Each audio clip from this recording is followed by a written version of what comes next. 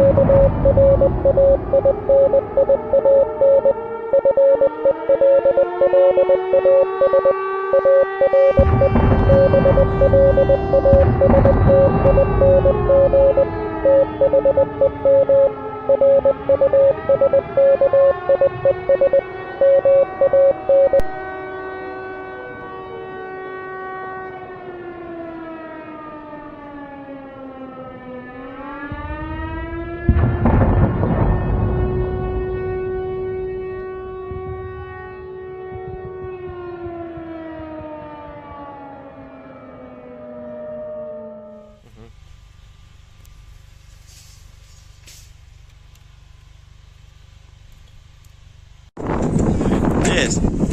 The Leaf Spring Army sends its regards.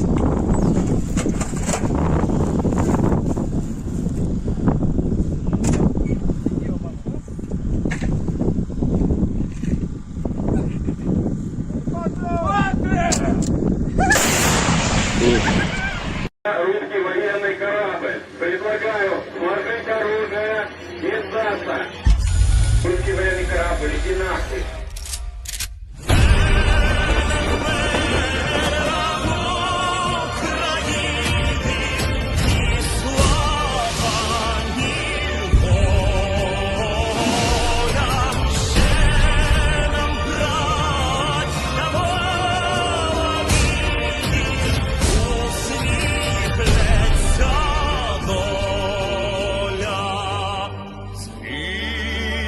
Наші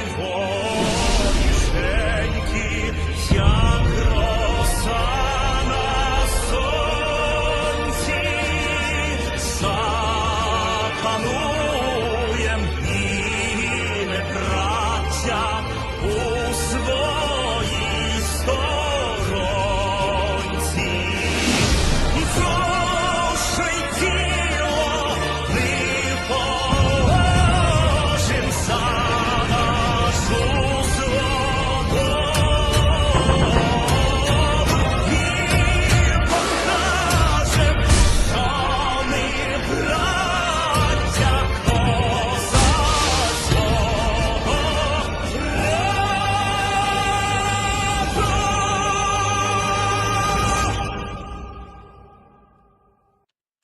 Hello, everyone. I'm the Enforcer, and I'm accompanied by Enforcer Matt.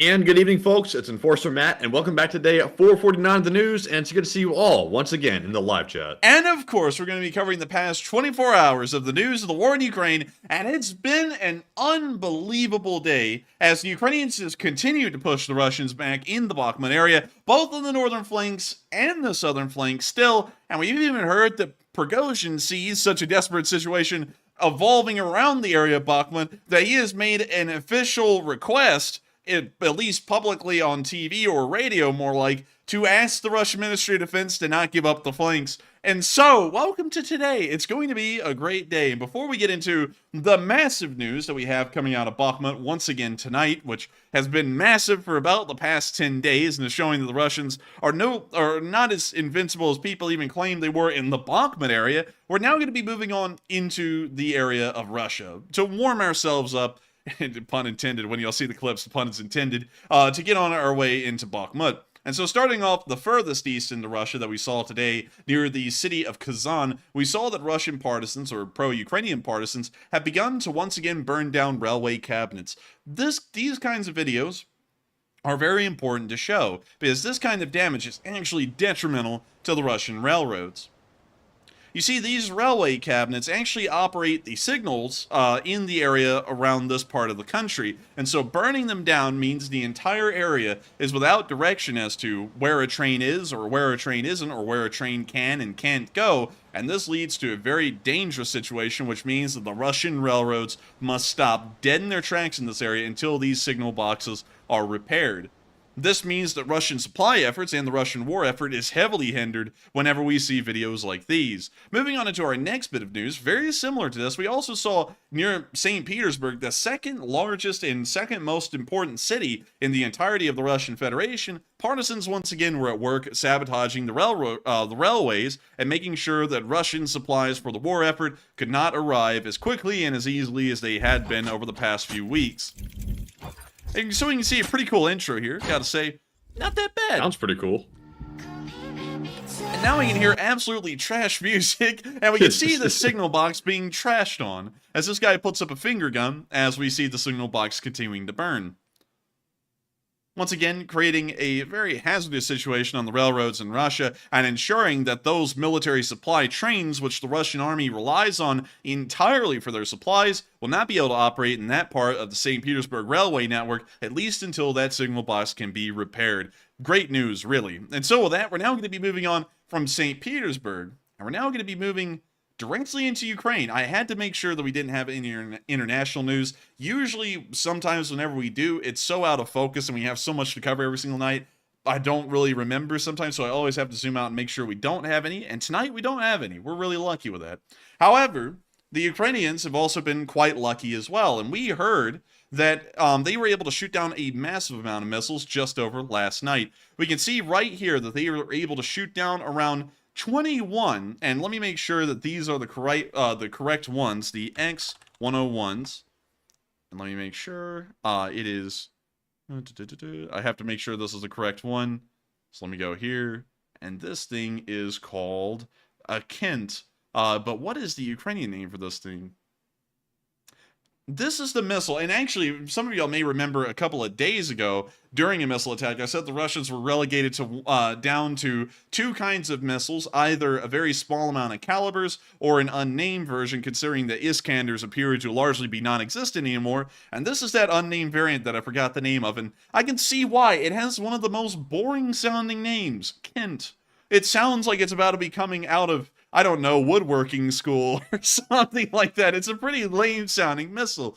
But we did see... Everyone from Kent, England is now deeply offended. Dude, you come down to Birmingham, yeah, I'm gonna break your legs. That's what people from Kent are saying right now. But we can see that 21 of those missiles were shot down just last night. We also saw that 6 Caliber missiles were also destroyed as well, along with a additional 2 Iskanders, and once again proving that the number of Iskanders that the Russians are able to fire at the Ukrainians is getting considerably low. At the beginning of the war, it was fairly normal to see at least 10 or more Iskanders involved in these missile attacks. Now the number is getting as low as just 2 in a single attack, with most of it being composed of Kent missiles or Caliber missiles. And Calibers are, once again, kind of getting down into very low numbers, so we can see that even those are being used less, and they're relying on the worst variant of the 3 major missile families that the Russians have, which is the X-101, the oldest of the group and the least capable as well. We also saw that they were able to shoot down 2 Shahed 136s, so you can see those on the infographic right there, and an additional, let's see, BPLA, and I'm assuming that those are the Orlan drone outlines that we're seeing right there, or more so surveillance drones to try and guide in those Shaheds or other missiles to their targets. It is great to see that Ukrainian air defense is operating capably enough that it's able to destroy over 30 air targets in a single night, and once again reminding us why American or Western air defenses in general are a great boost and a massive upgrade to the air defenses of Ukraine at large. It's saving many lives and once again ensuring that the Ukrainians can carry on this war far better than they would have otherwise. Speaking of which, I wanted to make a mention of this to kind of close down the Patriot missile story entirely as to the slight damage that it took. I didn't include a news clip of it today because it was supposedly something that a Ministry of Defense official anonymously said, which usually we'll accept that news if it's a direct quote from an official, a government official, but considering that this was supposedly an anonymous tip, we didn't include it in the news tonight because it didn't meet the mark. But supposedly the damage that was caused to the Patriot missile defense battery about 2 days ago has already been repaired, and that part of the battery is once again completely operational. Now, I do want to keep in mind for everyone, that is from an anonymous tip, and usually that kind of information, when we report it on this channel, has to be reported directly from the mouth of someone that we can go back and trace those words to for us to report it as news. I'm just putting the story out there just in case if someone does officially come out there and say it, but at the moment it doesn't really meet our criteria or our mark to say that it is actual verifiable news. That launcher may still be slightly damaged and it may still be undergoing repairs, or the anonymous tip may actually be correct and accurate, and that part of the Patriot missile defense system battery around Kyiv has been repaired and is completely operational again. We're now going to be moving out of the city of Kyiv and on into our location unknowns immediately, starting off with our first bit of news, which is actually about a workhorse of the Ukrainian MLRSs and the Russian MLRS artillery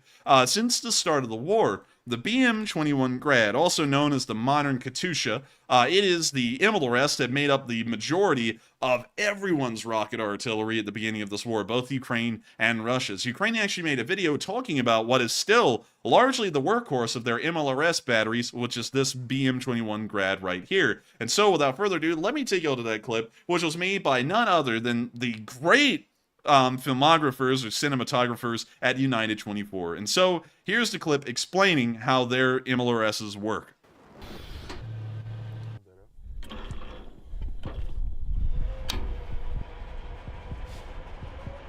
The BM-21 Grad is the most common multiple launch rocket system in the world.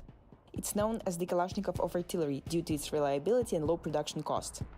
This weapon is not meant for precision strikes. The main goal is to cover a quadrant with unguided rockets, providing support for ground troops. Just a second ago, we received the coordinates from the headquarters of the artillery unit, and now we're going to be shooting some Grad, trying to eliminate the enemy.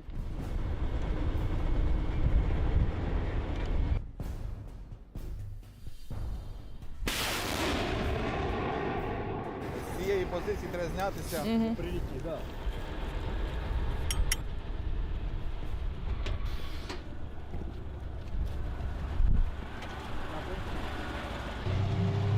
We now see them driving the Grad. The gunner's work relies on the dip compass operator. This old-school device is used to make calculations in order to adjust the aim, taking into account factors such as distance, projectile ballistics, wind, and elevation. My task is to set it up so that everything is leveled. Next, I find a landmark that should be stationary and clearly visible. First, we find the rough numbers, then we turn it around and aim again. The numbers... Dude, this man is out here adjusting for the artillery and also getting ready to put this into the geological service with this thing. It looks like he's a surveyor. Change slightly, we memorize them. Then to the left, then to the right. We do this 3 times and find the median. Then we make a correction considering the dip compass. We get the directional angle from the commander. After that, we aim at the horizon, read the red scales, and tell the gunner to use the angle meter. He gives me the coordinates, for example 5860, so I set it up here. There are crosshairs in the middle, and I have to catch the dip compass. In the same way, the commander gives me the crosshairs set for 247, and there is also a level. There's a knob for aiming, turn it to the right, and that's panning. If you close it, it's tilting. Here you can set the number of shots you need. This shows the number of rockets fired. This is the commander's key. You put it on automatic, hold it, and it fires, or you can set it to single shot and click it every time. Man, this is actually a lot more in-depth than I thought it was for a grad. Pretty complicated. I'm not sure if we qualify. I don't think we would. Ukrainians like to use their ammo wisely. While Russians just like to chuck everything they have over the front line, Ukrainians know it's not about the quantity but the quality. A very true statement to end out that little documentary by United 24 talking about their grad batteries and how they've been operating on the front lines. And while the grad, and I think it's a very important video to show and explain how a grad works, while the grad is a very antiquated MLRS, especially by HIMARS or Western standards, it is still a backbone of Ukrainian MLRS artillery, and not only that, it's part of why the Ukrainians have been able to do somewhat well in the Bakhmut area as of the past week or 10 days.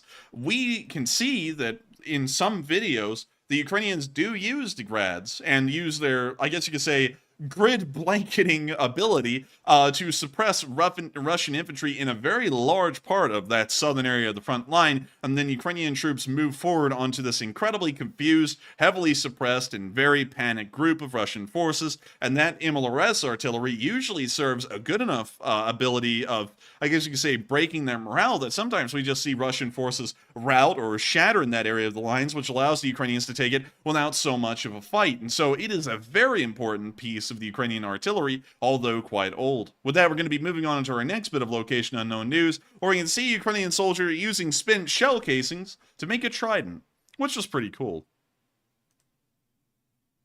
And we can see that right here.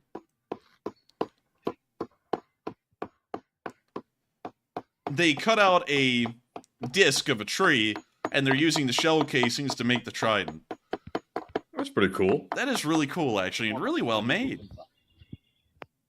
And we see that he was about to flip it up, and then the video ends. Of course, they had to end it at the best part where we're going to see the end product, but very cool, and really neat to know that a lot of Ukrainian soldiers out there are using their free time in arts and crafts that are as neat as this one. I'm sure this guy is going to take this thing home and hang it on the wall, because that is really impressive and quite a testament to his service in the war. With that, we're going to be moving on from that little clip and on into our next one, where we saw a grave marker. Now, this is a little morbid in a way, but also something kind of funny, is that there were 4 Russian soldiers and the Ukrainians buried them in an unknown location on the front lines. Whoever buried them put a little marker above their grave so that way they could be found later to be given a proper burial, probably when the war is over. And it says, Rashist, 4 pieces.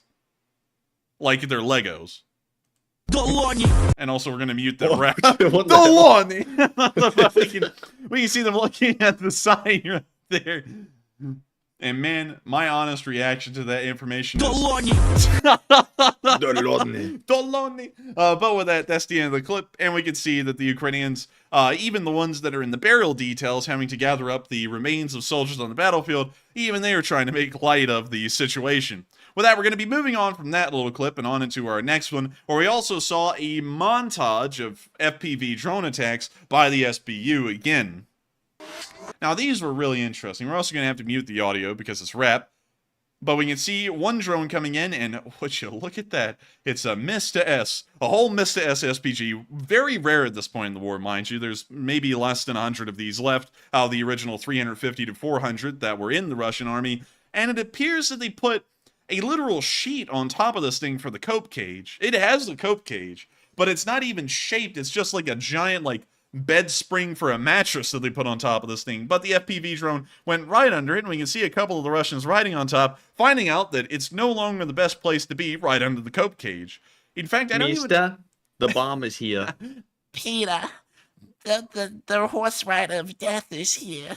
Dang. And it looks like, and also on top of that, I was just thinking, what type of sense does it make to stay under the cope cage? Because if something blows up on it, it's sending shrapnel through the cope cage and below it. It may not blow up the vehicle, but it's going to get you. So why even ride under it? Why not ride down here near the front of the turret? Anyways, we can see it flying in again and hitting the Mista S. We can now see another clip where another FPV drone is flying up behind a tank and hitting it right in the engine bay right there. We can now see it going for what appears to be a larger KAMAZ supply truck, hitting that one as well. And now going in for its next target, which may have been a BMP. We can now see a Scooby-Doo van, like, Zoink Scoop, I think that drone's coming right for us. Ruh-roh, Raggy. We're dead. That was so accurate. We can now see some more clips of them hitting an Isuzu and also a burning vehicle on the road. We can now see an ATV that is more than unlucky. And we can see another Russian supply truck being hit. And that's the end of the video, but we always love the little brief updates that the SBU gives us about their ability to wipe out Russian vehicles, and it appears that in between the last update to this one, which is about 3 days' time, they've been able to rack up a couple of more losses for the Russian forces in terms of their FPV drones alone. And with that, it's now time to see what that means in the Russian casualty loss list. And so let's take a look at it.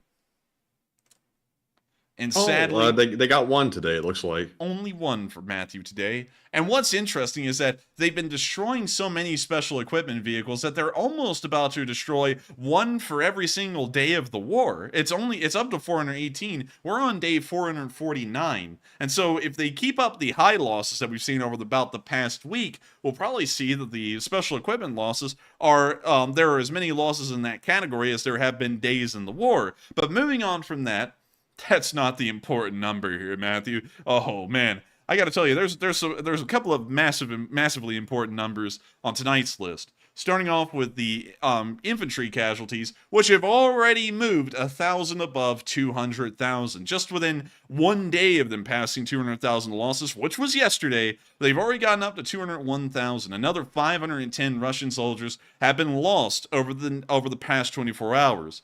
Another 8 armored personnel carriers have also been destroyed as well. Not an incredibly high number and a little bit below the war's average, but still showing that the Russians are starting to heavily rely on APCs for any armor, if you can even call the Russian situation armored at all. We also saw that there were 6 supply trucks that were destroyed as well. Once again, a little bit below average, but not that bad. Another 6 supply trucks destroyed, and considering that Euro 4320, which is our standard calculation for Russian supply abilities, carries 8 tons, that means an entire 48 tons of supplies were most likely destroyed today on the back of those 6 trucks.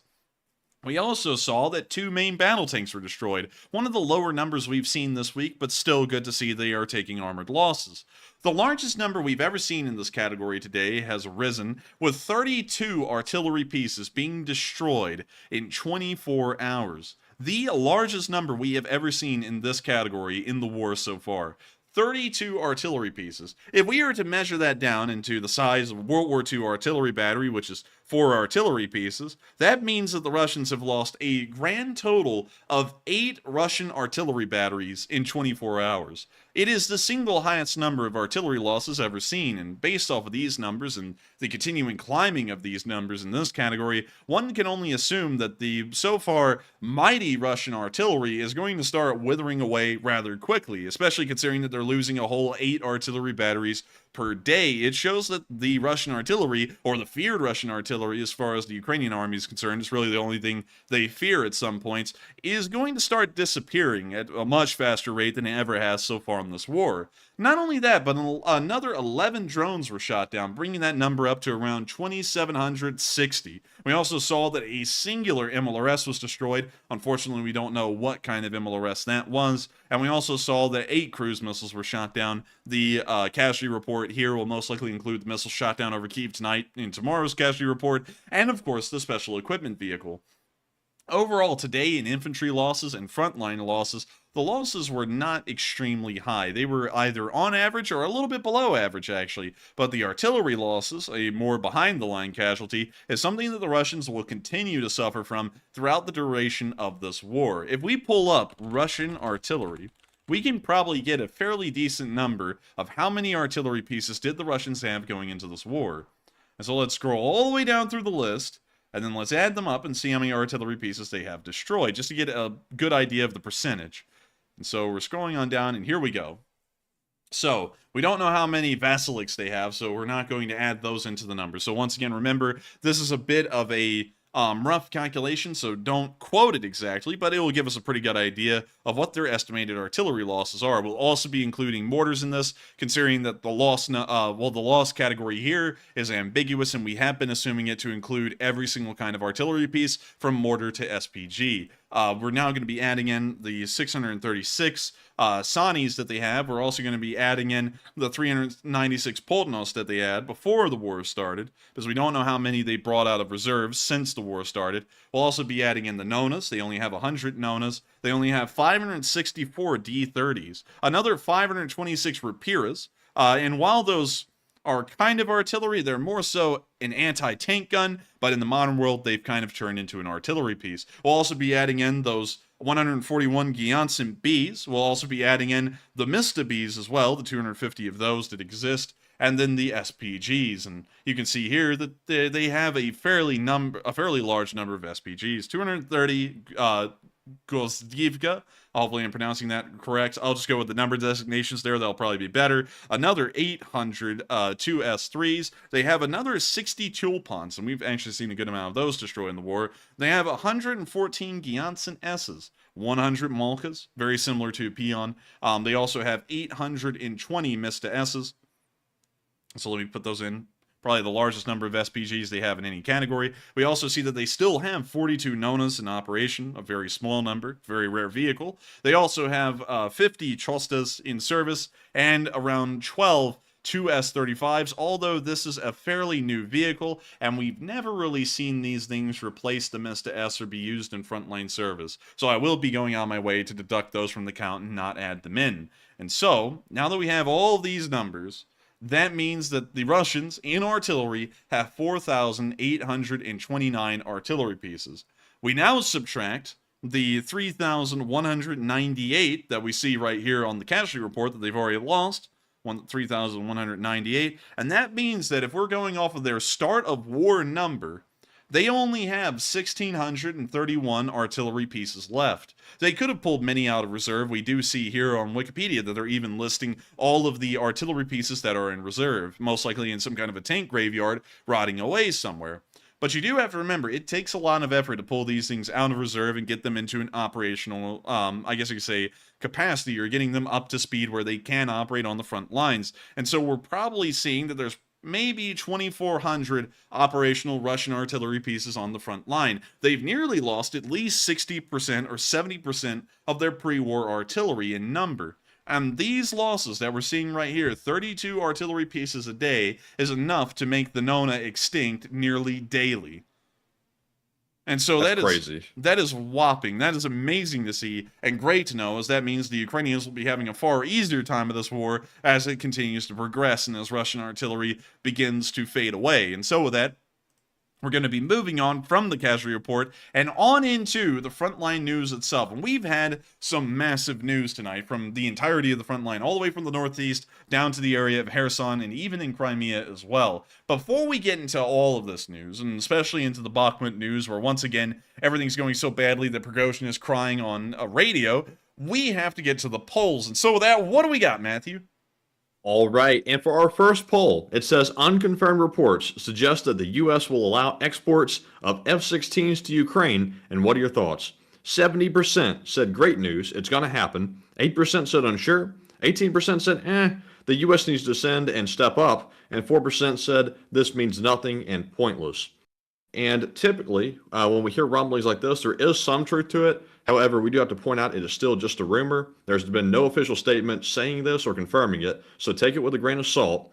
But I would say that it's probably going to happen. If these rumors are going around, somebody's talking about it. And with the coalition of F-16 countries that are trying to get them to Ukraine, like I think the UK, maybe Spain. What was the other one? Let's see if we can find the list. Do you have the list on Twitter? I don't think so. F-16 coalition, because there's a decent amount of countries joining it in piecemeal. Netherlands, that was it. Let's see.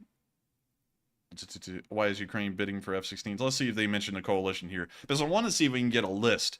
Let's see. I think it's just the UK and the Netherlands right now.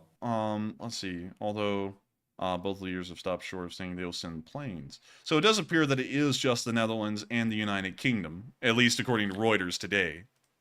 And this information that we've gotten, the rumor thus far, just says that the U.S. will allow them to export the F-16s, and this doesn't mean that the U.S. is going to actually send them ourselves. So it may be one of these situations where we want to send it by proxy through the U.K. or through the Netherlands, and instead of sending it, through ourselves for whatever reason. But Enforcer, what say you? That would be pretty tough for the United Kingdom. The United Kingdom actually doesn't have any F-16s in their Air Force. The Netherlands, however, they do. And let me pull up the Royal Dutch Air Force. Is it just there we go. And so let me go here and let me go to the Royal Netherlands Air Force, and now let's go down to the list of operational aircraft they have. Also, some of y'all may be surprised by this. Why in the world is the Dutch Air Force called Royal Netherlands Air Force? That's kind of odd. Do they have a royal family? They actually do. They have a royal family, even to this day. And so their armed forces are still called the Royal, such and such force. And so that's actually kind of an interesting side note. Anyways, getting on down into the operational aircraft they have today, let's see where we will find that list. So, did they not have that list here? Oh, and here we go. Here's their list of current aircraft. They have 26 F-35As, and they also have 24 F-16s of an unidentified variant, most likely an F-16C or over. So it is a fairly small Air Force, about as small as they get, really, as far as Europe is concerned. But they do have F-16s, and it is possible that the Netherlands could send these 24 F-16s, or less than that, to Ukraine, maybe 12 of them, and then probably try and order more F-35s from the United States. It may be an attempt for the Netherlands to empty out their inventory of F-16s, so that way they can make room for the new and upcoming F-35s, which we can see they still have 18 of those on order, and the order is still being fulfilled here in the United States. And so, fairly interesting to see. There are other countries that could possibly join this coalition as well that do have F-16s. One of the best examples would be the Polish Air Force, which does have a pretty sizable amount of F-16s from what I understand. So let me go down here to their list, and we can see that they have a total of 48 F-16s, which is the exact number that the Ukrainians are looking for. And so, through a coalition possibly of the Polish and the Dutch alone, it could be possible for for Ukraine to be provided their initial request of F-16s in full, the 40 to 50 that they've been asking for. They're not going to be the most modern version. They're all, at least according to Poland, F-16Cs. And for the Dutch, it appears that we still don't have an exact idea of what kind of F-16s they have. So let me see if we can find out. Dutch F-16. So let's see here. See if we can find any information. They have, let's see, purchased a total, the Netherlands. Wow, they actually had a lot of F-16s back in the day. They purchased 213 of them, and now they only have around 20-something left. So it appears that they're, according to F16.net, it actually appears that they originally purchased F-16As and Bs, and so these are actually less advanced than the Polish variants, the F-16Cs. And the Ds were modified for training purposes. But it is possible that the Dutch and the Polish could provide the F-16s to Ukraine, and it does appear that, considering that there is a decent amount of momentum and weight, at least in the diplomatic sphere, for F-16s to be sent to Ukraine, it may become a possibility in the future. But like Matthew said, it probably won't be directly through the United States. It'll probably be other countries giving Ukraine their older F-16s, like Poland and the Netherlands, and then trying to most likely replace those with F-35s, or maybe even more modern F-16s. And so with that, now, real quick, the primary argument for the U.S. not sending F-16s to Ukraine is still that they don't think they're going to be effective. Is that it? I don't really know what their argument is anymore. I think that is the one they may be going with this week. But last week it was that they wouldn't be able to operate on the runways or some other kind of logistical issue. I don't really know what we're saying is not possible with them anymore. And I don't even know why in the world we would be training Ukrainian pilots on F-16s if we thought it was completely infeasible for the Ukrainians to ever have an F-16. That wouldn't make much sense to me. It seems to me that if the U.S. is willing to lift up the export restrictions on the F-16, then it seems like some country that is in that coalition that's being formed should just give Ukraine one or two of them as a pilot program to see how well they perform. So that way it'd be like a proof of concept for the U.S. to provide more of them. That could be a good idea. It could also be the case that only providing one or two very competent planes, they may be shot down, because they're just outnumbered, really, and there's nothing else that can compare to them. But then again, that probably wouldn't be the case. Who knows? Honestly, that's not that bad of an idea, just sending a small handful of them and seeing how they perform over maybe a month or two and then sending the rest of them afterwards. At least it thaws the ice and allows the possibility of more of them to be sent. But with that, I hope we addressed that fairly well, and we are on to the next poll. All right, and our second poll says the Pentagon says it overvalued military aid to Ukraine by $3 billion, and now the money is freed up. And what are your thoughts? 78% said great. Now Ukraine has $3 billion more in aid. 5% said unsure. 12% said can the U.S. not count right, and 6% said not good. There are probably many other errors. And on this one, $3 billion is not a small amount of money, especially in reference to the Ukraine aid. I'm kind of shocked, somewhat. Actually, let me take that back. I'm not really shocked because the Pentagon really doesn't keep up with their accounting very well at all on anything. Now that they have $3 billion more in aid, that could be some money to send one or two F-16s to Ukraine. But of course, we know they're probably not going to do that. And I'll be totally honest, there's probably many more errors that they haven't caught yet. This is probably just the first public handful that we've learned about. We'll probably hear about more in the future. But Enforcer, what say you? I would have to say I tried my best doing the math on that. I'm sorry, everyone, but it was $3 billion off. and getting on into a serious answer, I'm not shocked at all that apparently they overvalued what they were sending by $3 billion. And that is fairly large because that is 3 entire Patriot missile defense systems in a discrepancy. That's a fairly big one. I would say that it's most likely possible that there's going to be more discrepancies coming up in the future. At least here in America, we only have discrepancies in the amount of money we thought we sent versus what we actually sent, instead of like in Russia where there's a discrepancy in how the weapon actually performs once they've purchased 80 of them. So at least we're dealing with that problem instead. Still a problem nonetheless. But hopefully that allows for more support to be sent. Hopefully they don't overvalue the additional support that'll be sent, considering that there was some kind of a clerical error that has led to them realizing that they have shorted the Ukrainians by about $3 billion of unrealized aid. And so with that, I hope that does... Also, I saw Ms. Disa say in the live chat, they used a replacement cost and not purchase cost. And I also saw Mark say, I bet that they called out that the Pentagon was valuing at face value, not book value. And if it was an error like that, where they were valuing it at replacement cost, that is such a blatantly incompetent error. Somebody ought to get fired over that. Someone should resign over that for sure. I would agree. And how in the hell do you really mess that up? Because that's something we were talking about on this channel a while ago. We were like, are they counting it as new or are they including depreciation? And so they were sending over 30-year-old pieces of equipment, and whoever was doing whatever office was in charge of this accounting was saying that they were sending it over with the brand new purchase price tag from the 90s or the 80s.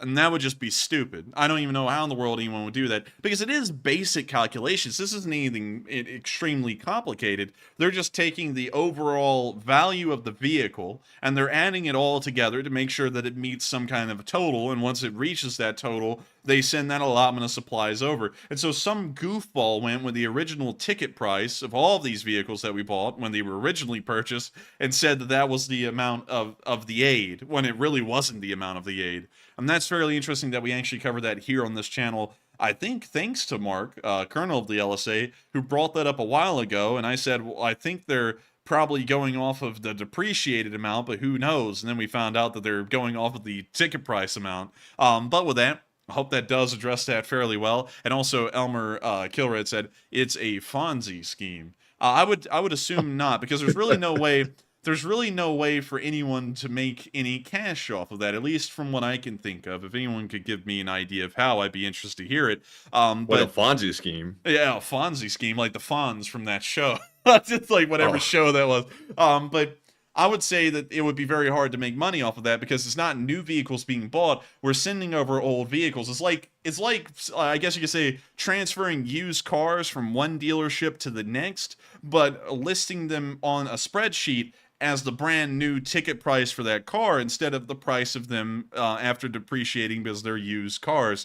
And that's very similar to what we're looking at right here. So I don't think there was any money that anyone would have been able to make off of this, but that is a very simple clerical error that has been made in the amount of aid that we've sent. And so with that, hope that does address that fairly well. Georgia Lake said political? No, because we're not calling anyone out. We're just saying that, it's probably not that case. But with that, we are on to the next poll.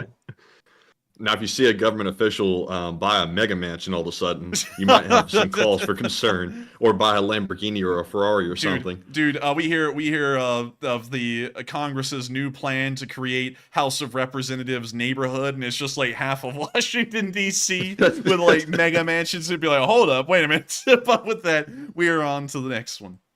All right, and our third poll says the ex-Wagner commander who sought asylum in Norway has decided to return to Russia. And what are your thoughts?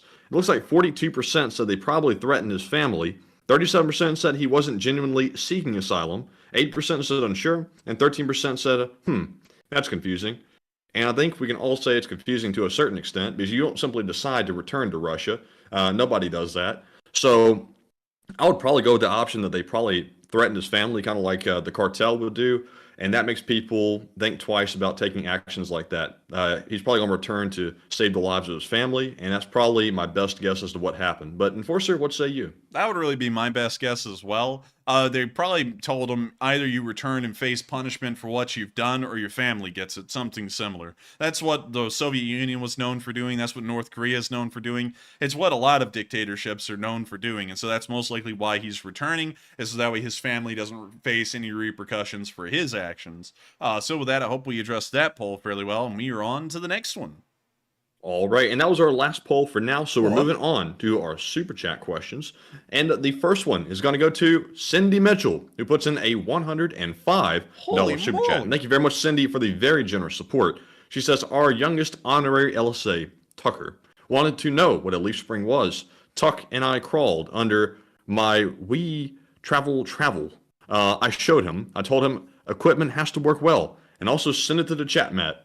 And thank you so much for the massive amount of support, Cindy Mitchell. And that is really cool to hear that you actually showed a little Tucker what a leaf spring is. Funnily enough, we were on the highway the other day, well, actually about a week ago, and we were driving by a van and you could visibly see the leaf springs on the rear axle. And I think that's hilarious because I would have never known. I would have probably never realized until just this last week that leaf springs were on a vehicle, on modern vehicles, until I got roasted about over a year ago at this point for not knowing that. And so that's really cool to hear that you actually taught him what a leaf spring is. He's already more educated than I am. And thank you so much once again for letting us know about how our youngest member of the Leaf Spring Army, Tucker, is doing. And also tell him I said hello. And we'll make sure to throw that into live chat in Tucker's honor. And so with that, thank you so much once again for the massive amount of support, Cindy, and helping this channel to keep on rolling. And let's get that live chat. And the live chat question is going to go to Saswai90, who says, do you think the U.S. might have made a deal with Russia for no planes in exchange for no nukes? I have a feeling that we probably didn't. Because considering that the Russians still threaten nukes, if we had made an agreement like that, they wouldn't even be threatening nukes.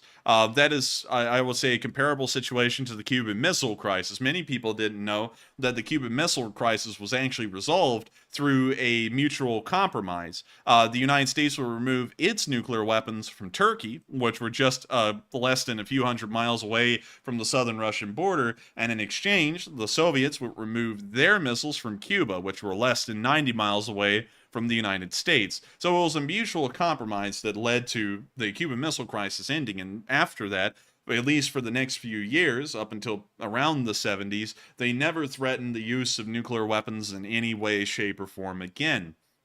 So we know that if an agreement like that was made, at least going off of the precedent of the Cuban Missile Crisis, we probably wouldn't see them still making the idle threats nonchalantly like they are right now. They would just completely stop doing that. So we probably haven't made an agreement like that. I don't really know what our reluctance to send the aircraft over is, however, and it may be the point that we have made some kind of a compromise somewhere that has allowed us to, I guess you could say, forced us to not send aircraft, or at least directly from the United States itself.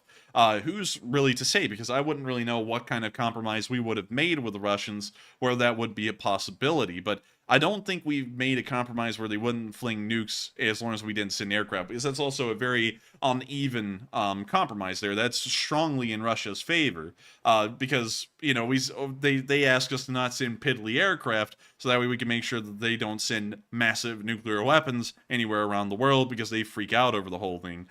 So I would say probably unlikely, not out of the possibility, however, but probably unlikely, especially due to the Cuban Missile Crisis precedent. And so with that, I hope that does address that live chat, and thank you once again, Cindy Mitchell, for sponsoring that, and also to Lil Tucker as well for being here tonight with us again. And with that, we are on to the next one. All right, and up next, we have a $70 super chat from none other than Margaret Hemsley. And thank you so much, Margaret, for the very generous support. She says, just got paid. This is the biggest I've given, so can you make a big deal of it, please? But seriously, you're worth it, and if I was Colonel, I'd be giving way more. Put it to, let's see, Ricolas and Tylenol to keep you going. Hey, thank you so much for the massive amount of support, Margaret. You are going to make a big deal out of it, because any support is massive support to the channel. That truly is massive support. And I got to thank you so much once again, Margaret, for helping this channel to keep on running, because without folks like you, this wouldn't be possible. And you've been around forever. And I got to thank you so much for being an old guard of this Lee Spring Army. And not only that, but helping us to keep this thing going as well. And so thank you so much once again for the massive amount of support. And we're not worth that much. We're not worth the moon. But I thank you so much for the unbelievable amount of support, because you do help us to keep this channel rolling. And without incredibly kind folks like you, this wouldn't be possible. We will be putting that towards Ricolas and Tylenol. Matthew, for some reason, has developed a chronic cough. Cough for us, Matthew. Cough. Oh, hello. Oh, that's not a cough, but okay. But we will be putting it towards Ricola and Tylenol, so that way Matthew doesn't have bouts of, oh, hello, or whatever he just did right there. And so with that, thank you so much once again for the massive amount of support, Margaret. And did they want us to get a live chat? She didn't ask for one. All right, and so I was just making sure, because I remember on Cindy Mitchell's we had to get a live chat, but I didn't see that in that super chat, so I was just making sure they're double checking. And so with that, we are on to the final question of the segment. But once again, thank you for the massive amount of support, Margaret, and thank you for helping this channel to keep on running. And with that, we're on to the final question of this segment, and then we're going to be getting right back into the news. All right, and the last one is going to go to none other than Mark, Colonel of the LSA, who puts in a very generous $70 super chat. Hey! And thank you very much, Mark, for the support as always, and we do appreciate it very much. And he says the Kinzel was developed in 1962 by Douglas GAM-87 Skybolt. The project discontinued as better to just launch from the ground. So Russia 2022 equals USA in 1962, so 60 years behind and going backwards.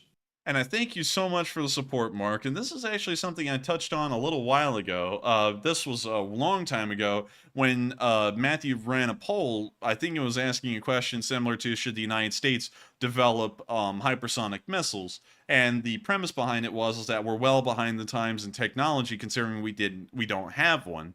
We did all the way back in the 1960s, like you said. This is it right here, the Skybolt. This thing was a hypersonic. I believe there was a nuclear-powered version. I don't know if this is the one. Let's see, Soviet defenses, a lightweight thermonuclear, let's see, intended for the use for the V-bombers, which are really cool bombers, by the way. If y'all don't know what the V-bombers are, they're really cool. The Vickers, Valiant, and Vulcan. Let's see, number of design decisions. Trying to read them. Dang, there's so much detail and information on this thing. Sadly, I won't be able to give an exact rundown of what the system is. I will say this, though. If y'all ever want to know about the hypersonic missile program, at least in the United States, there is a YouTube channel out there that presents it in a very entertaining way, which the channel is called Blue Jay. You can pull up like Blue Jay hypersonic missile, something like that. They have a pretty interesting video talking about why we never developed an actual hypersonic missile. But these are something that we have tried to do. You can actually see a testing B-52 and an Avro Vulcan right here over Edwards Air Force Base, most likely testing out the missile near this testing range.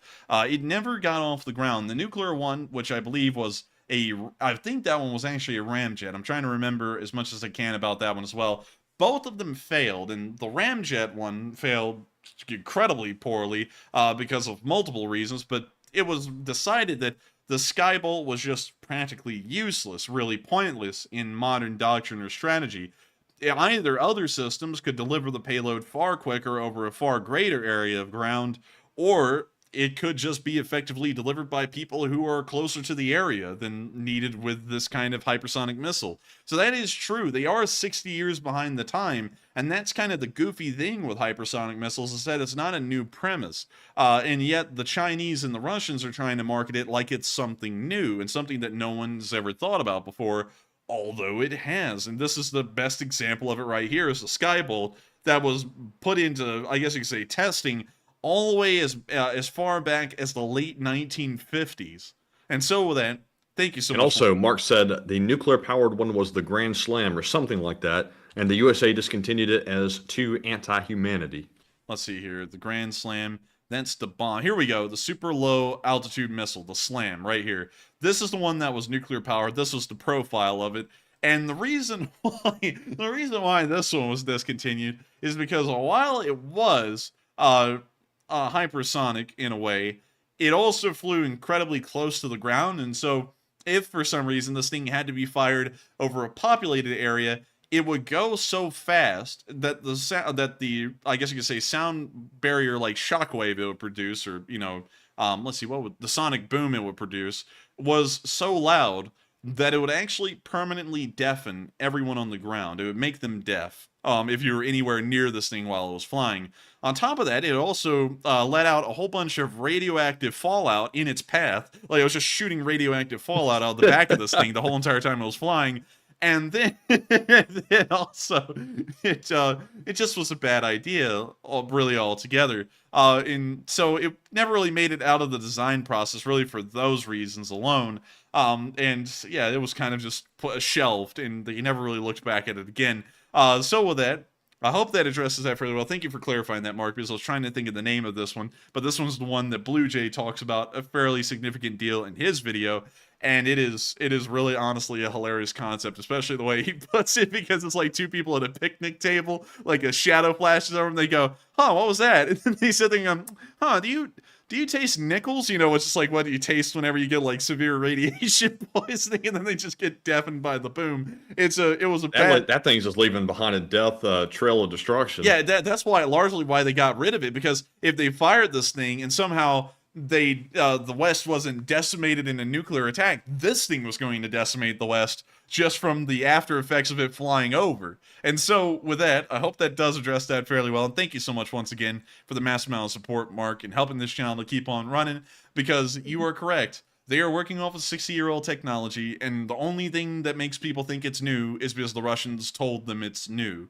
And so with that, thank you so much once again for the support, Mark. You've been a massive supporter of this channel and have been helping us to keep this thing running, and I thank you so much, along with Margaret Hemsley and Cindy Mitchell, all three of y'all, for helping this channel to keep on running, and I hope I was able to address y'all's comments and the live chats fairly well. And so with that, we're now going to be moving on from this question segment and on into the Northeastern Front.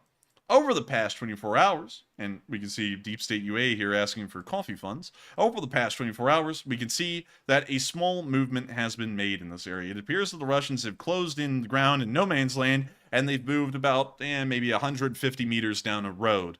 This is massive news, and I'm sure this means the Russians will win this war in 3 days. Kind of like we heard on that radio show, Matthew, today from this area. The Ukrainians are losing this war. They're just losing it. They're losing it. And there was no proof to anything he was saying. He was not saying anything substantial, just said for like 5 minutes, they're losing it. And honestly, that guy must be losing it. This is like, man, you're crazy if you think anyone's going to believe you with no backup. But it's just straight propaganda. Man, I really was. But with that, we're going to be moving on to the area of Homivka, where we saw a Russian ammo depot explode. So you see the Russians wandering around the little open-air ammo depot as normal. And we now see the artillery falling nearby. The Russians are already crapping their pants, and we can now see the first shell land right on the trench. We can see a small puff of smoke that may be coming from the artillery cache, and we can now see little pops and flares coming out of it, as that was the ammunition cache that is now caught on fire and has begun to explode. With that, that's the end of the clip. Sadly, not the most impressive fireworks show we've seen from an ammo depot, but the Russians are making it more and more difficult to get a show like that, because now they just drop off ammo in the wide open and pray it doesn't get blown up by anyone, anywhere. And so with that, we're now going to be moving further on down the line and towards Zalaman, where we saw the M2 unit working on the line with their FPV drones here in the Northeast.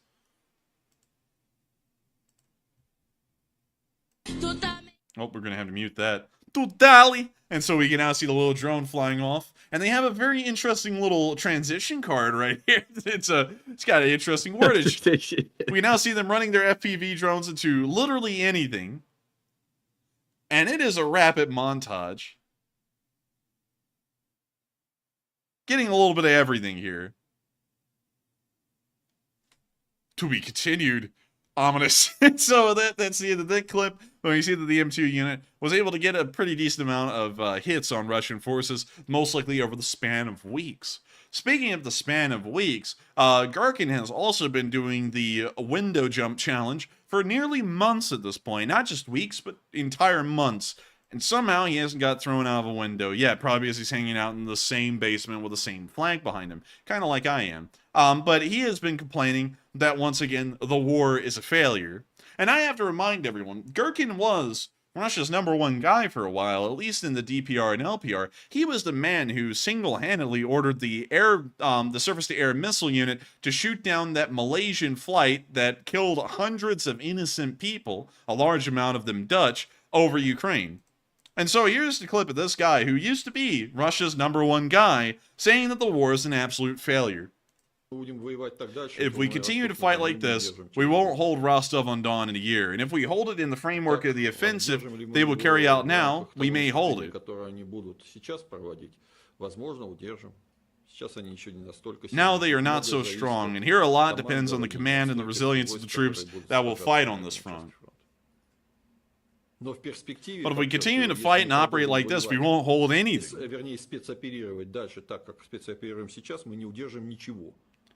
Even the Kremlin won't hold anything.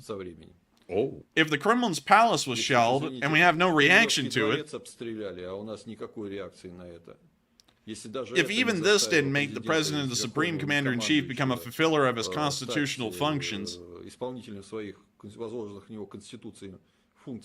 what can we say? And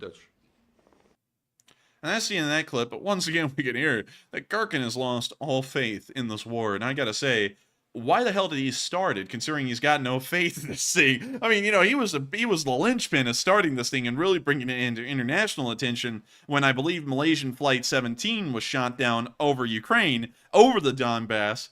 And now he's going to sit there and go, I don't really know about this war. You're the one who started it, largely. It's like, that's crazy. But anyways, with that, we're now going to be moving on from that pretty wild clip and on into the area of Sverisk, where we saw a Nona firing. And some of y'all have been wondering, why have we not been seeing a lot of these on film? And that's none of your business. But here's this clip.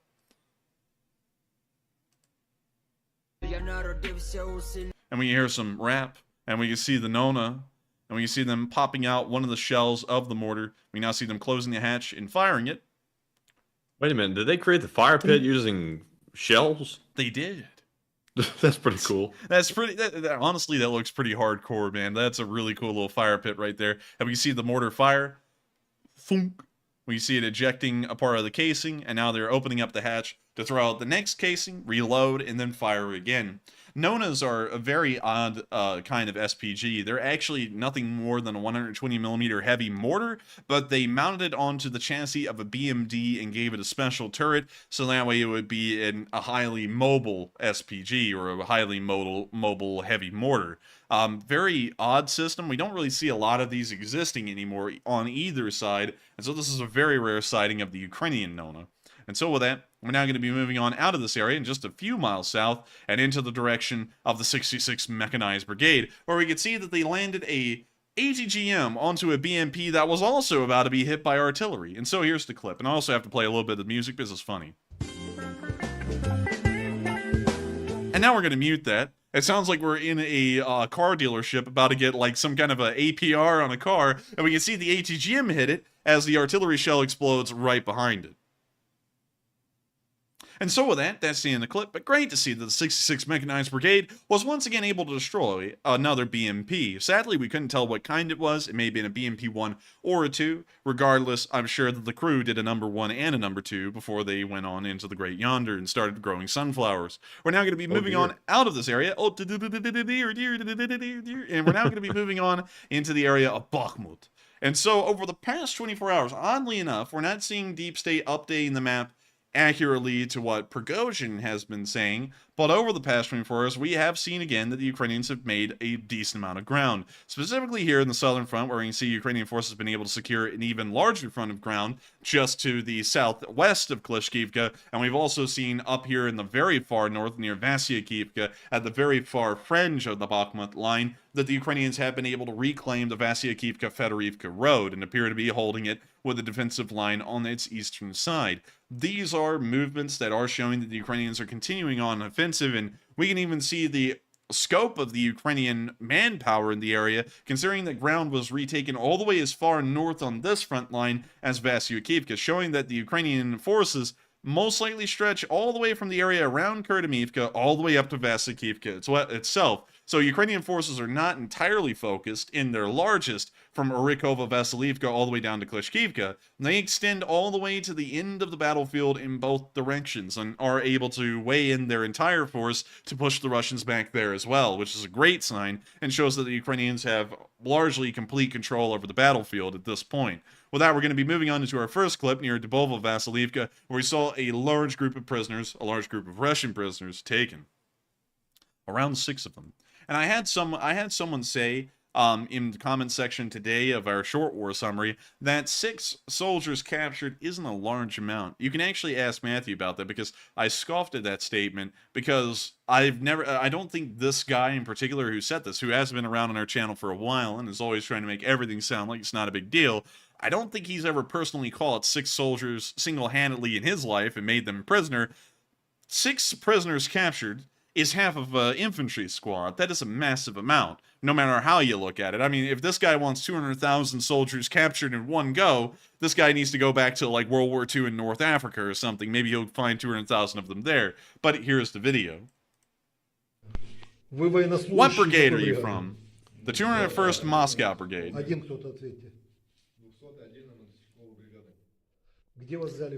Where were you taken prisoner? In the village of Dubrov-Vasilivka.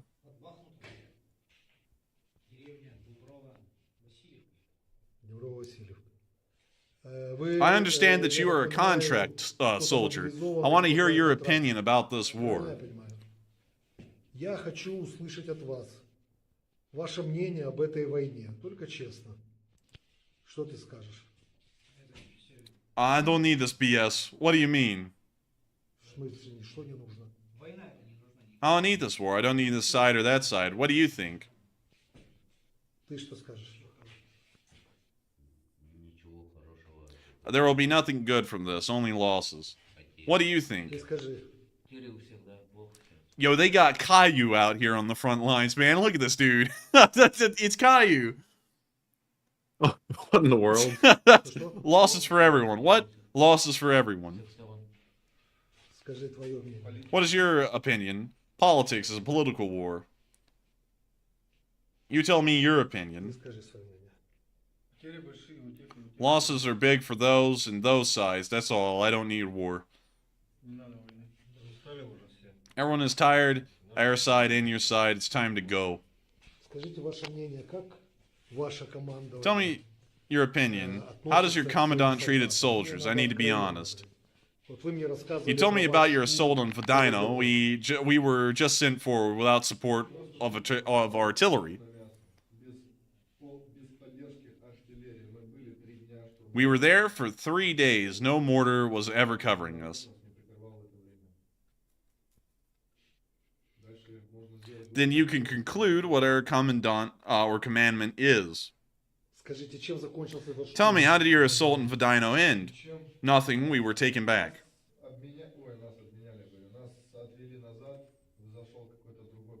Some regiment came up and they said on TV that they surrendered.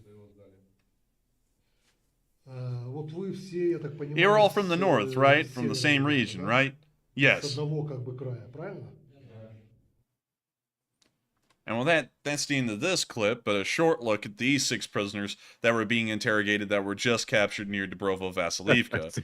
That guy down there on the far left looks like he could strip the bark off of a tree or something. He looks crazy. he does kind of look crazy, man. And so that's the end of the clip. And I like how these soldiers, which are contract soldiers, sat there and said, nobody needs war. It's like, well, you're a contract soldier. I mean, conscripts don't need the war, but you kind of do to have a job. You know, it's like you're a contract soldier. That didn't really make a lot of sense what they were saying. Probably trying to say that just so that way they could get in the good graces of the Ukrainian captors, most likely. But with that, we're going to be moving on from the area of Dubrovo-Vasilivka and on into the rear lines, where we saw that the Russians were sprinting the broken leg of one of their wounded soldiers, and I've never seen anything as stupid as this.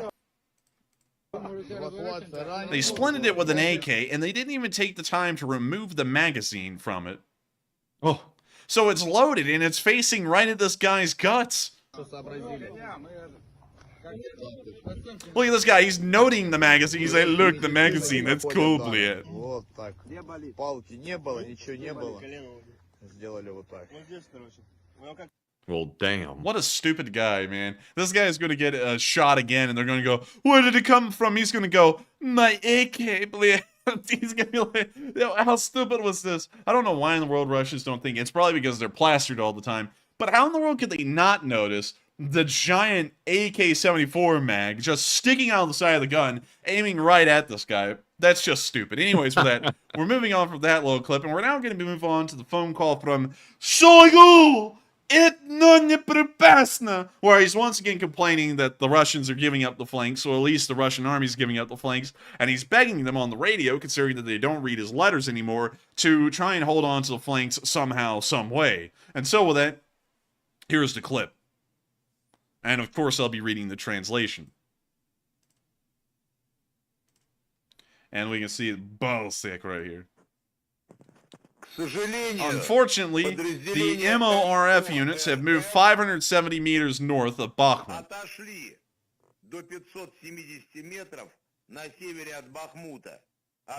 bypassing our flanks. I appeal to the supreme head of the Ministry of Defense publicly, because my letters are not read. I have a request to you, Valery Vasilovich, Sergei Kozachev. Please do not give up the flanks. Do not give the settlement of Sanka Ivanseti for a few more days. Be as stubborn as you can. Do everything that depends on you so that the flanks do not fall apart. And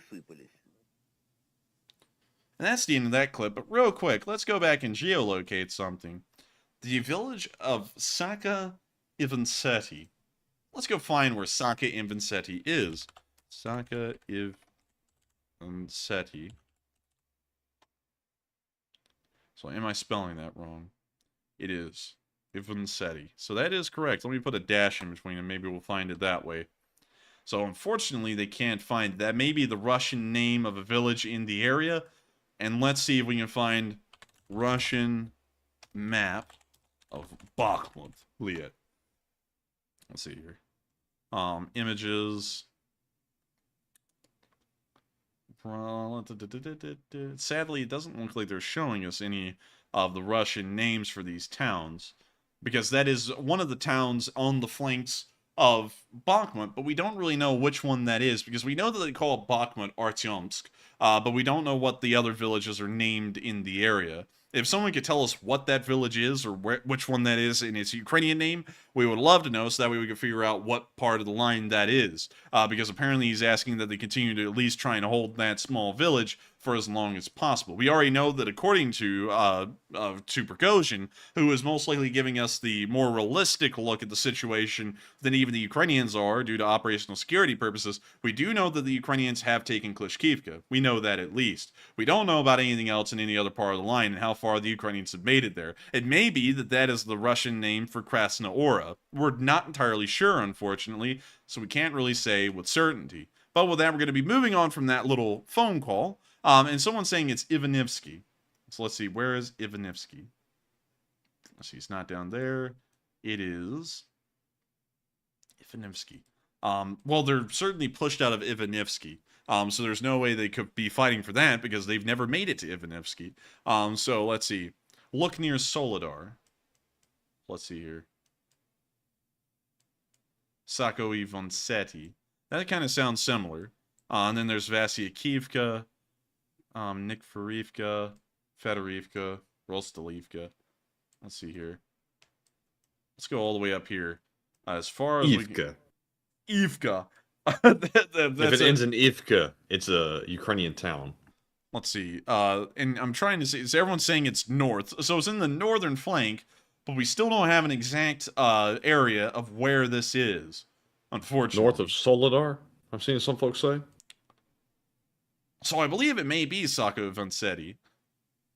Because that was an area that was retaken today, and it seems as though he may be asking for the Russians to try and hold on to that area because now the Ukrainians are regaining control of the road. That may be the case. And so with that, we're now going to be moving on from that little bit of news and into the city of Bakhmut, where we saw a bird's eye view of the battle once again today. And it seems as though the Ukrainians and the Wagner unit have been taking large amounts of videos of the ongoing fighting in Bakhmut. And once again, I have to say that this is in complete contradiction to deep state UA information saying that the Ukrainians have been pushed out of every single city block of the city. As this video shows, there are still ongoing firefights within the apartment buildings in entire city blocks of this area of town. And this video was taken just today. So it does show, once again, the Ukrainians do control a decent amount of the town still, probably around 10% of it.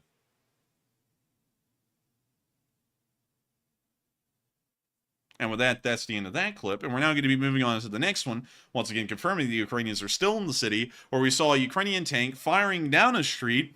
It then got hit and shrugged it off and then just drove away. And so here's the clip.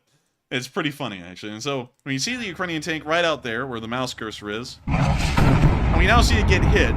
And the guys in the tank go, "What, do we hit? Yeah. Do you think we should move? Sure." And then they just drive off.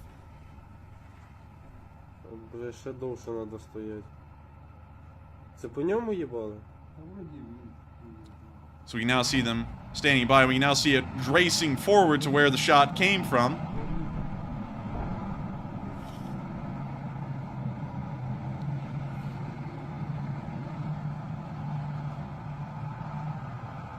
And now driving on off. Completely undamaged, actually. We don't even see any smoke coming off of it. But the barrel run into a tree. Yeah, that barrel did hit the tree though, and so the gun is now out of alignment. Oh dear. But it did make it off the line. It was a little bit of a chaotic exit right near the end, but it did make it off the line and actually tanked the shot quite well, living up to the name Tank. And so with that, we are now going to be moving on from that little clip, which was fairly interesting, and down on into the area of Klishkivka, the southern flank, starting off with the 92nd Brigade using their tanks in the area.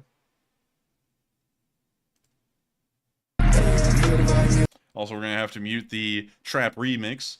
We can see the Ukrainians advancing through the open fields in this area using the 92nd's armor.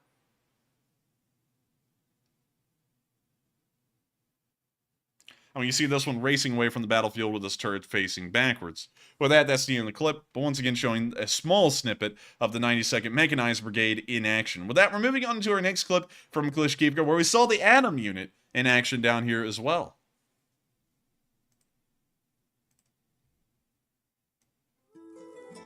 And we're going to have to mute that, but we can see the Atom unit using their, what they call a reusable kamikaze drone.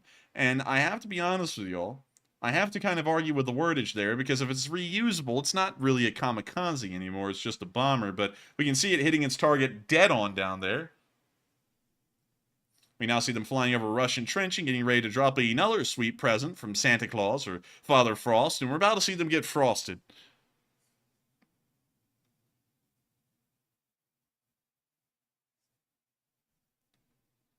We can now see them showing where the bomblet will fall. We can see them showing where the second bomblet will also fall. We see the drone spinning around, and we can see that the two bomblets fell exactly where they were supposed to. Well, really more so just the one, because we don't see the second one to have exploded, so it may have been a dud.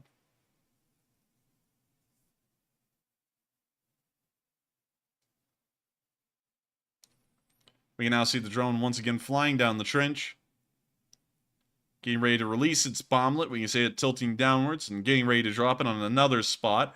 We'll see where that spot is in a second when it's highlighted, right there. The bomblet's dropped, the drone spins around, and we see that the bomblet fell exactly where it was supposed to. We now see it flying out of the area. The camera is shrouded with something. Either it's been blurred deliberately or it's been blurred unintentionally. And with that, that's the end of the clip. And once again, great to see the Atom unit in action. They also have a really cool little outro right here. Look at that. Really neat.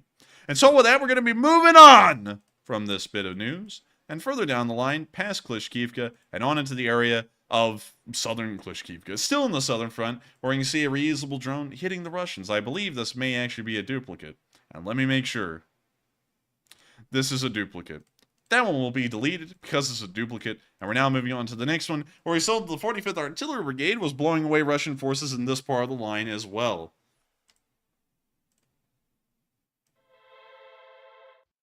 And when you hear the 45th playing their sick beats, we can see a D-30 artillery piece down there operating, and we can see the Russians coming out of their house going, "Shoigu, my purpose right here, blit." And now we can see the Ukrainians about to plaster them.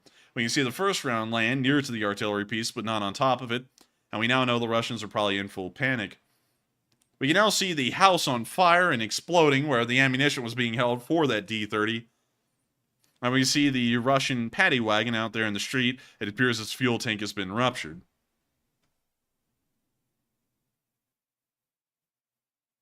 The fire continues to burn quite nicely. And I've got to tell you, that's got to be one of the greatest fires we've ever seen. It's absolutely huge, believe me. It's great. And we now see the remains of the house after it seems to have maybe even blown up. With that, that's the end of that clip, but we're always happy to see the 45th Artillery Brigade, a very famous one actually, still conducting activities in the Klishchiivka area. We're now moving on to our last clip from Twitter. Peter, the Twitter, Twitter's peep the here. Twitter. And we can see the 3rd Brigade continuing on the assault. Oh, yeah. So we're going to mute that. And we can see them in a ditch. They're now advancing forward and firing on Russian positions as they continue to advance. Making sure to clear it out, tossing a couple of grenades in there. Boof. And now we can see them continuing to clear the bunker by throwing Boof. grenades into it. The trash is going to become shrapnel sooner or later. Put it in the trash compactor, blade. Oh, suck it. We now see them clearing the foxholes as they continue to pass by. I'm always impressed with how effective the Ukrainians are at clearing these trenches. They're really ballsy with the way they go about it. They really are, and they do fairly well to be this ballsy. Man, they came out here like it was an airsoft field or something like that, just running around gunning people down. But with that, man, they're coming out here like they have 9 lives or something. Man, they really are. And with that, that's the end of that clip. But once again, showing the 3rd Brigade in action, clearing Russian positions as they continue to make ground in the southern front. We're now going to be moving on out of the Bakhmut battlefield, which is a very crazy place even still, and it appears that the Ukrainians have completely turned the tide in that area against the Russians, and now it's within their advantage. We're now going to be moving on down into the area of Novobakhmutkivka, where we also saw some Ukrainian troops escaping a very close call. A barrage landed right near them, or really right on top of them, and they were able to find cover. Here's the clip. You hear the round landing right in front of them and exploding. You now see them turning around and running to try and find some cover.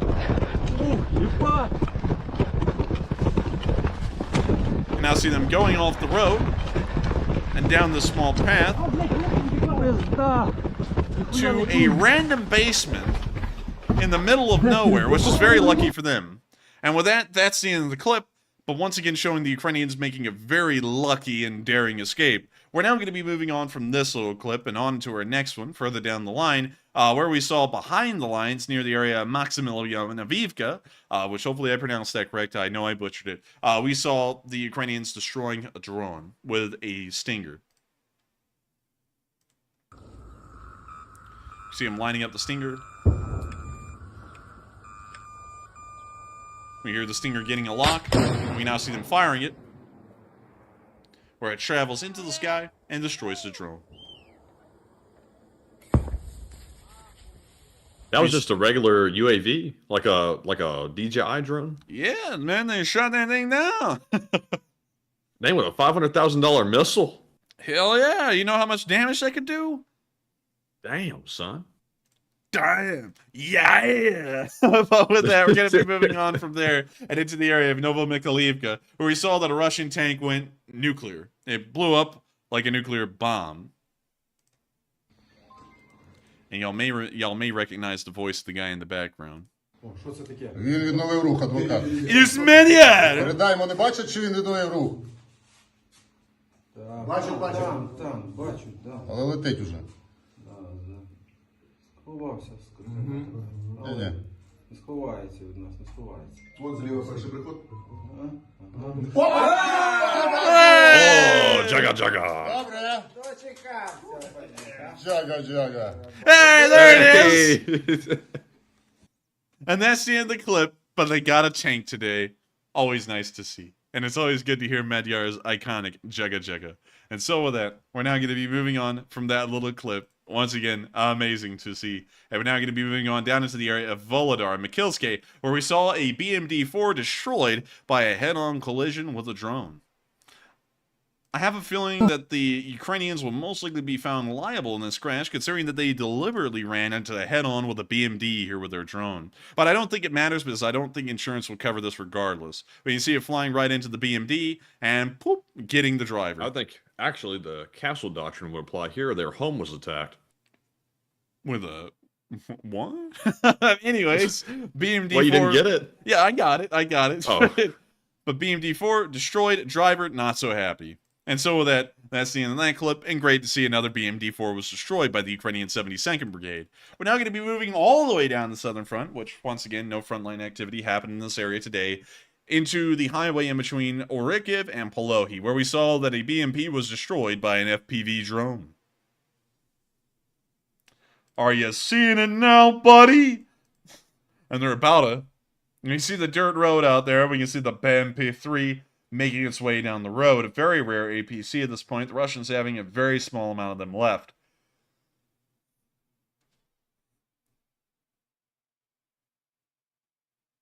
We can now see the drone making its way down towards that BMP-3.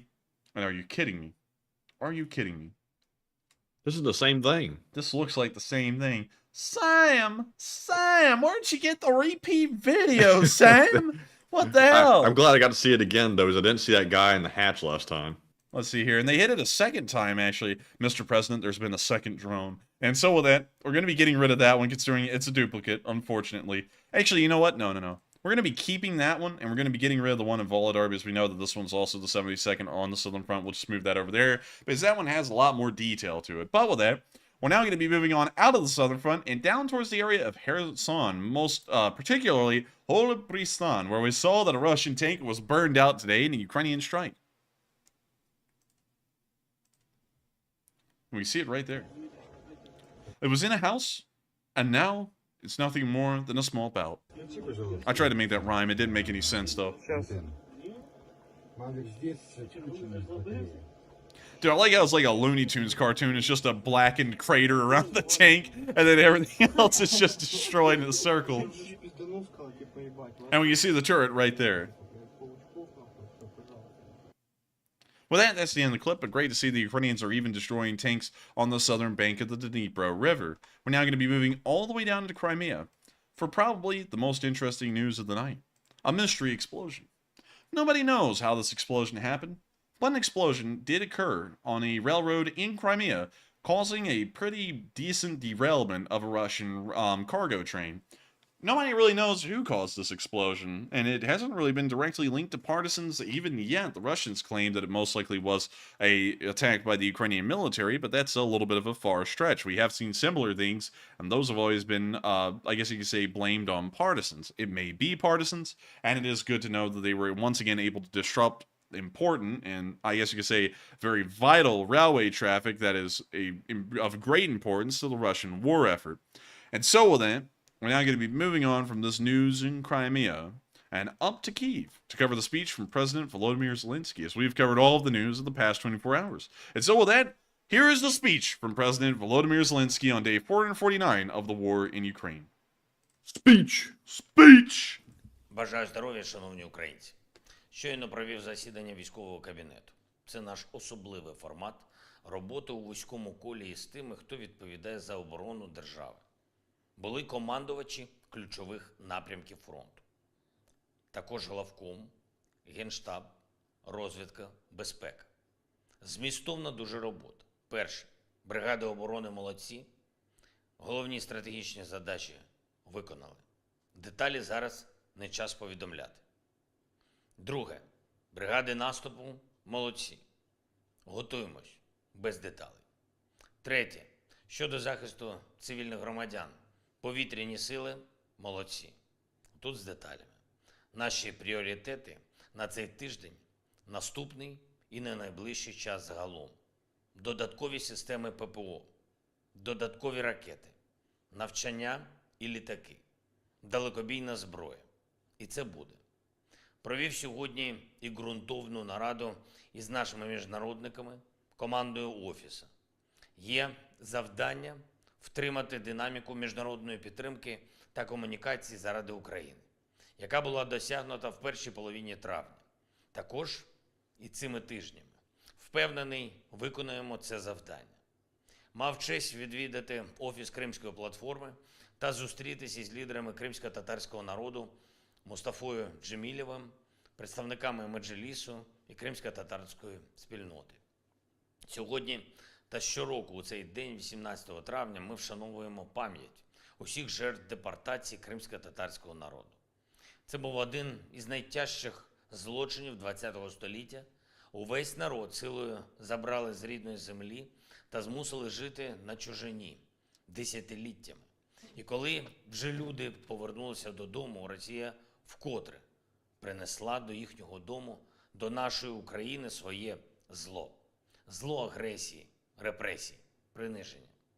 Повернути справедливість для всіх наших людей, гарантувати свободу для всієї нашої держави без будь-яких виключень – це наше історичне завдання. Завдання усіх, хто захищає державу, усіх, хто обрав Україну, а отже, здобуде перемогу. Радий бачити, що створена нами Кримська платформа ефективно направляє спільну силу всієї нашої держави та кримсько-татарського народу. Радий знати, що наша спільна робота із Меджлісом приносить потрібний Україні результат. До речі, деякі дуже важливі спільні кроки готуємо вже на найближчий час. Питання Криму, кримських в'язнів та всіх наших людей в Криму виводимо на новий міжнародний рівень. Ще одне. Сьогодні багато українців і українок були у вишиванках. Це важливо пам'ятати, яке багатство нас усіх об'єднує. Україна різноманітна, і в тому наша сила. Це було видно протягом дня у різних орнаментах вишиванок. Але зараз я прошу вас усіх згадати про тих українців і українок, які буквально наша з вами сила, наш з вами захист. Багато наших людей не були у вишиванках, бо вони у військовій формі. Я прошу вас зараз згадати усіх, хто воює заради України, усіх, хто на бойових завданнях і бойових постах заради України, усіх, хто тренує наших бійців заради України. Ті, кого ви знаєте особисто, ті, про кого ви чули, і тисячі інших, які всі однаково бережуть життя України. Згадайте про них зараз, будь ласка, і подякуйте їм. Також Ми ані на мить не забуваємо про тих наших людей, яких окупант утримує в неволі, про полонених українців, про репресованих на окупованих територіях, про тих, хто перебуває в окупованих містах і громадах і чекає повернення нашого прапора, нашої держави.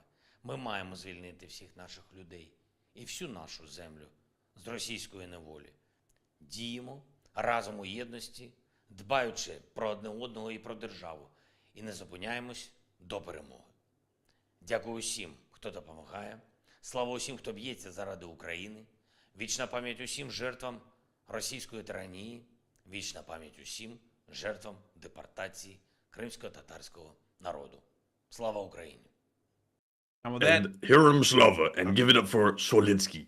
and Slava Ukraini. And that is the end of the Ukraine war for day 445, day 449. What happened? News summary. I thank you all so much once again for watching our news summary tonight. It's a great honor to know that so many of y'all find this to be a credible source of news on the war in Ukraine. And if you are new to this channel and you did enjoy it, make sure to subscribe. It makes us pretty happy when folks subscribe. It lets us know that people enjoy what we do. And, of course, make sure to like and comment as well, because that also helps out the stream and reaching more folks. And so with that, we're now about to be moving on into our question segment and addressing as many super chats, all of the super chats and as many live chats as we can for the rest of the night. And we have a fun night ahead of ourselves. I'd also like to remind anyone, if you are new to the stream, because we did have around, I think, 6,300 viewers online tonight at the max, which is a pretty decent amount and may suggest that some of y'all are new.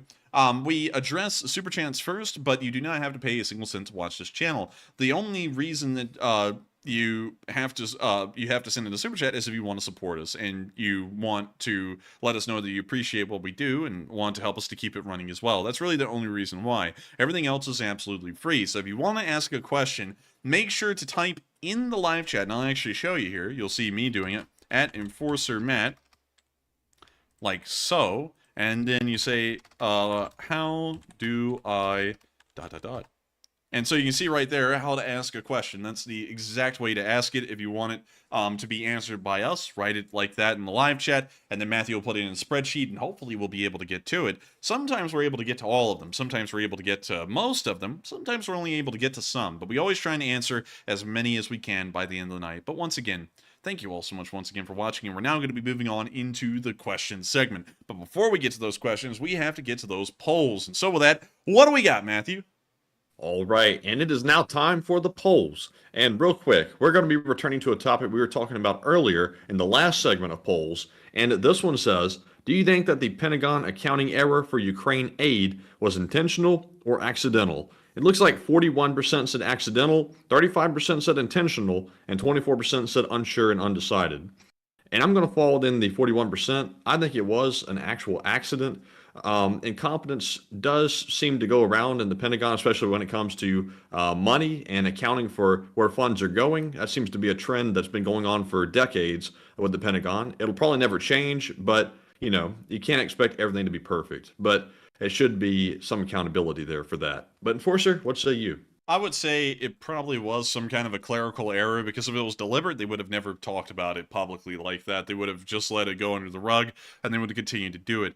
This shows that there was some kind of a clerical error where someone misinput the information, and now they're $3 billion under the amount that was actually supposed to have been sent to Ukraine. So I would say it was most likely accidental. I still don't think that excuses it, however. It was $3 billion that they misaccounted, and that deserves some kind of a punishment for whoever was that far off the mark.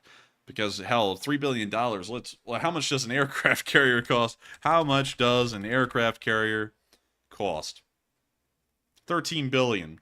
So it's not an aircraft carrier in cost. Certainly not that. So let's ask this. How much does a destroyer cost? $3.4 billion for a, let's see, could the cost DDGX? Let's see here. What is the DDGX? So this is a brand new frigate or destroyer. Well, actually a guided missile destroyer that hasn't even gone into practical production yet. And a new hull for this ship will cost about $3.4 billion. Just to give you a concept of how much money just was wrongfully unaccounted for. And so I feel like that's a pretty serious deal, considering that you could buy almost an entire guided missile destroyer with $3.4 billion of missing funds. So with that, I hope that does address that fairly well, and we are on to the next one. And our next poll says Zelenskyy says Crimea's return to Ukraine will happen for certain. And what are your thoughts? 73% said great news, and that's a very wise move. 4% said unsure. 22% said, wait and see how the war evolves. And 2% said not wise and forego retaking Crimea. And for me, I'm going to say that we should probably wait and see how the war evolves. If Zelenskyy wants to try to retake Crimea, it's certainly within his right to do so, but there's a lot of factors that must go into making a decision that large. That's not a small decision to make. So I'm assuming he's thought about all the different factors, and he's assumed that the risk is worth the reward. But Enforcer, what say you? I would say that it is important for them to retake Crimea, especially from an American strategic perspective, but it will probably be a little trickier than retaking any other part of Ukraine, considering that, once again, and I always reiterate this because some people don't really know this, that is the whole point that the war is being fought over, is the port city of Sevastopol. If it had never been for the port city of Sevastopol, this war would have never begun, because there would have been no strategic imperative for the Russians to try and hold that port or keep their fleet there. And so that's why it started. And so with that, hope that does address that poll fairly well, and we are on to the next one. All right, and the next poll says, NATO chief says Crimea is a red line for Putin. If this is true, should Ukraine try to retake it? And just to make this clear up front, I saw some folks misunderstanding the poll. This was not a red line instituted by Putin. This was assessed by the NATO chief. So this is NATO's independent assessment of what they believe Putin's red line is actually to be. So 84% said if true, retake it anyways. It looks like 8% said unsure, 5% said if true, then don't retake it, and 2% said, don't even risk it. And I'm going to have to actually fall within the 5%. If it is truly a red line, meaning that Putin is going to bring out all of the worst weapons they have, meaning nukes, then I certainly wouldn't try to retake Crimea. Simply not worth the destruction of the entire country, if that was actually true. It may not be that way in reality, but apparently the NATO chief who's in the know thinks it might be. But Enforcer, what say you? I would say they should shoot for Crimea still. They should only avoid shooting for Crimea if it becomes practically impossible to take it for one form or another. So I would say that even if it is what they believe Putin's red line to be, I believe that NATO chief also said their red line would be Western support of tanks and similar things. We've done all of those things. The only thing we have not done is send them aircraft, and every single other red line has been broken, even the ones we thought would be a serious red line for the Russians. So I would say still go for it, even if it was a red line. And I have a feeling the Russians still wouldn't resort to using nuclear weapons, because that would involve the United States. But once again, it is strategically important for them, so there is a possibility for that. I still say the Ukrainians should give it all they got and give it a shot, however, and see if they can retake it without anything happening. And so with that, I hope that does address that poll fairly well. And with that, we are on to the next one. And our last poll says a NATO contractor was arrested for taking secret technology to Russia, and should NATO be concerned? 79% said yes, Russia could use those secrets. 7% said unsure. 9% said not really, but it depends. And 6% said no, Russia can't do anything with it. And my answer is going to be a little bit of a mix. I think that Russia can't do anything with the information themselves, but like the Enforcer said the other night, they can take that information, sell it to China, and then China can, in turn, give them the things that they've learned to Russia, which can then try to create weapons based on that information they've derived. So it's still a risk. We should be watching it very closely and not just ignore it. And obviously, the person's been taken into custody, so they are doing something about it. But Enforcer, what say you? And can you reread that poll prompt again? A NATO contractor was arrested for taking secret technology to Russia, and should NATO be concerned? It would depend on the technology. If it's Quantum computer technology. Nah, I wouldn't be concerned about that at all. Because the Russians don't even have a basic computer industry as it stands. So they don't even have an industry to work off of to develop a quantum computer, because you can't make a leap. And that's one thing that a lot of people misunderstand, is that you can't go from being a peasant to building a quantum computer. That's impossible. You have to work your way up from being peasants to being industrialized, then being able to create basic computers, and then advanced computers, and then finally getting to quantum computing. So it would be practically useless to the Russians, that information, because there's really nothing they can do with it. They don't have an industry to work with. And that's also something we're seeing right now, is that they can't even make basic fire computers for modern tanks. So making a quantum computer is completely out of the question. The Chinese could possibly do something with it, and the Russians could negotiate with the Chinese to give them that tech. But as far as I understand it, the Chinese are already well on their way to also making a quantum computer as well, if I am correct. I believe so. I think they might have had a breakthrough already. Chinese quantum computer. And let me see if they have, just to make sure. China may have taken a leap, or the recent announcement has shattered a record. Let's see, is the China quantum computer real? It is not considered the first quantum computer built in China, but rather the first one developed for commercial uses. So supposedly, and once again, take it for what it is the Chinese after all, so, you know, much like the Russians, they hype up a lot of what they do.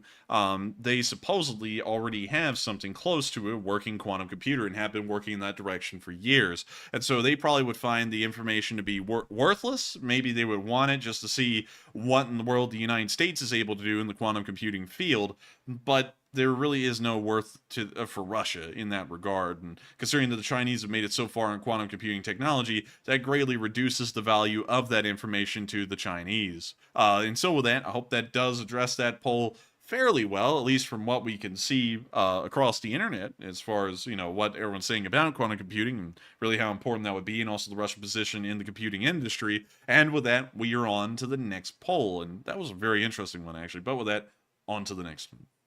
And with that, we are fresh out of polls. So, of course, we're going to move on to our Super Chat questions. And our first one is going to go to Colleen Emsley, who puts in a very generous $50 Super Chat. And thank you very much, Colleen, for the support. And it's good to see you once again. And she says, thanks, guys. Alberta is on fire. Waiting for evacuation notice as it's across the lake. But I've been out of commission with surgery, but all good now. I'm glad to hear it, by the way. And Slava Ukraine and hello, LSA. And hello, Colleen. I hate to hear that the fire's made it to the other side of Calling Lake. I hate that it's made it that far, and if you'll have to evacuate, I hope everything's fine. I hope nothing happens to the little town here of Calling Lake, because I would hate to know that. And also, it's good to hear that you made it out of the surgery well. That's a good note out of it. Is that you have made it out of surgery well, and hopefully you continue to recover from that, and hopefully the fire doesn't spread beyond the western side of Calling Lake and into the eastern side of Calling Lake, where we believe you are. But with that, thank you once again for support. Thank you for keeping us updated, and welcome back, by the way. We haven't seen you in a while, and I guess that explains why, and it's good to have you back. And hopefully this fire doesn't disrupt your normal life up there at Calling Lake and force you to have to go elsewhere. And so with that, thank you so much once again for the massive amount of support, Colleen, and helping this channel to keep on running. Our in-house expert on helicopters, and we've always looked to you for helicopter information, and I got to thank you so much for always being here where we could count on you whenever we needed any questions answered about helicopters. And so with that, thank you so much once again for the support, Colleen. And once again, hope everything's good up there. I hope you continue to recover from surgery. And I also hope that you don't have to be evacuated due to the fire. And with that, we are on to the next one. And thank you so much once again for the support. All right. And the next one goes to Psyops, who puts in a $50 Super Chat. And thank you very much, Psyops, for the support. And I have to be honest, I'm shocked to see you here tonight because he told me he was going to be busy. But he made it anyway because he's a champ. But anyways, Psyops says, bad connection out in my blind. 9 hogs down, 5 skunks, and 3 coyotes. Before PETA comes after me, all 4 coyotes that killed a calf tested positive for rabies. Hog 2. Grandpa's old 45 and 70 Henry was doing well, but now it's Lapua time. Pick in the DMs, Matt. Did you just say 45 and 70? Yes. Instead of 45, 70? Well, you know. I'll have 5 Big Macs, and I'll then have 5 more Big Macs with that. Well, let's see. Could you send it to my DM real quick? Of course. Oh, thank you, thank you. Well, I'm very appreciative, of course.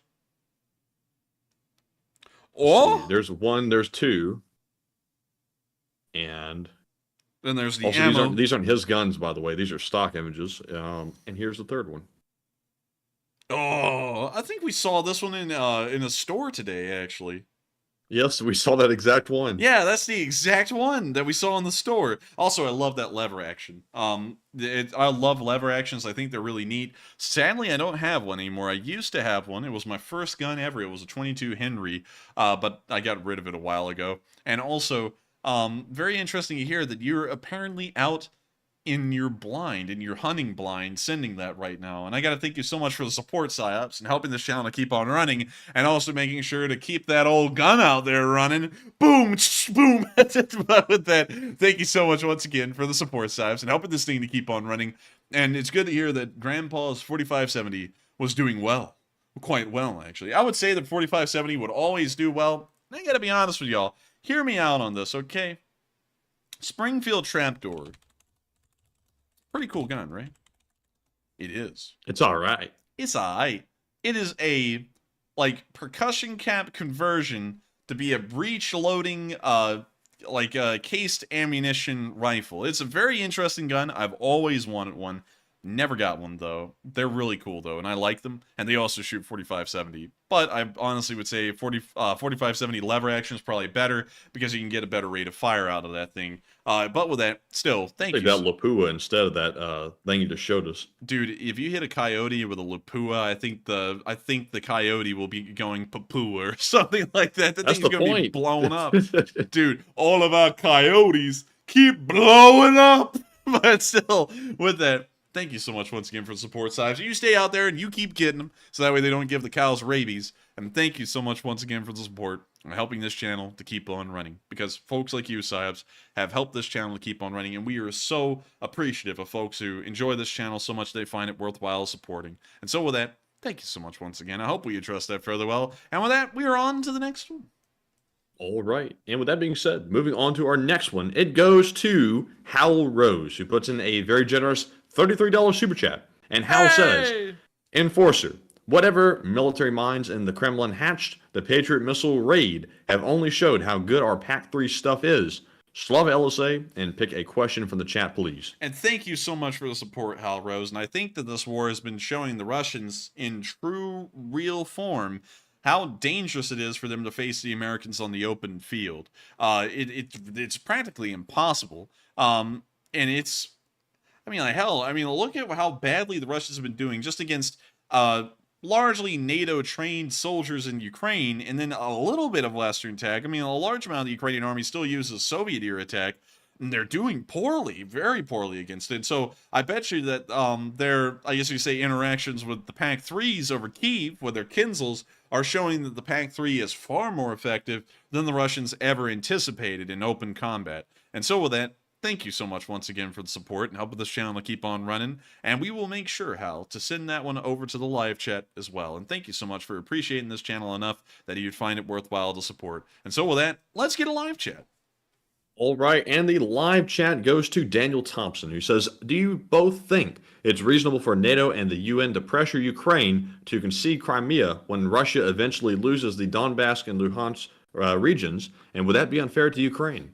I have a feeling it would be unfair to Ukraine. I think it should be a solely Ukrainian decision, considering that while we've given a lot of support at the end of it all, and while we do have an inherent interest in Ukrainians retaking Crimea, and well, really we have an interest in the war altogether because of the amount of support we sent, we do have to remember that this is largely a Ukrainian war that the Russians started. And so they should have a large say in how this thing really ends for them. I don't think we should force them to give up Crimea. I think that should be a decision that they come to on their own as to the fate of Crimea and whether they are truly going to try and retake it or whether they're going to let the Russians keep it. I have a feeling that the Ukrainians are probably going to try and take Crimea before they even try and take the Donbass, considering its strategic importance to both sides. And so I would not say that the US, the UN, or NATO should try and force them to concede Crimea to the Russians. I think that they should more so try and let the Ukrainians make their own choice or decision on what will happen there.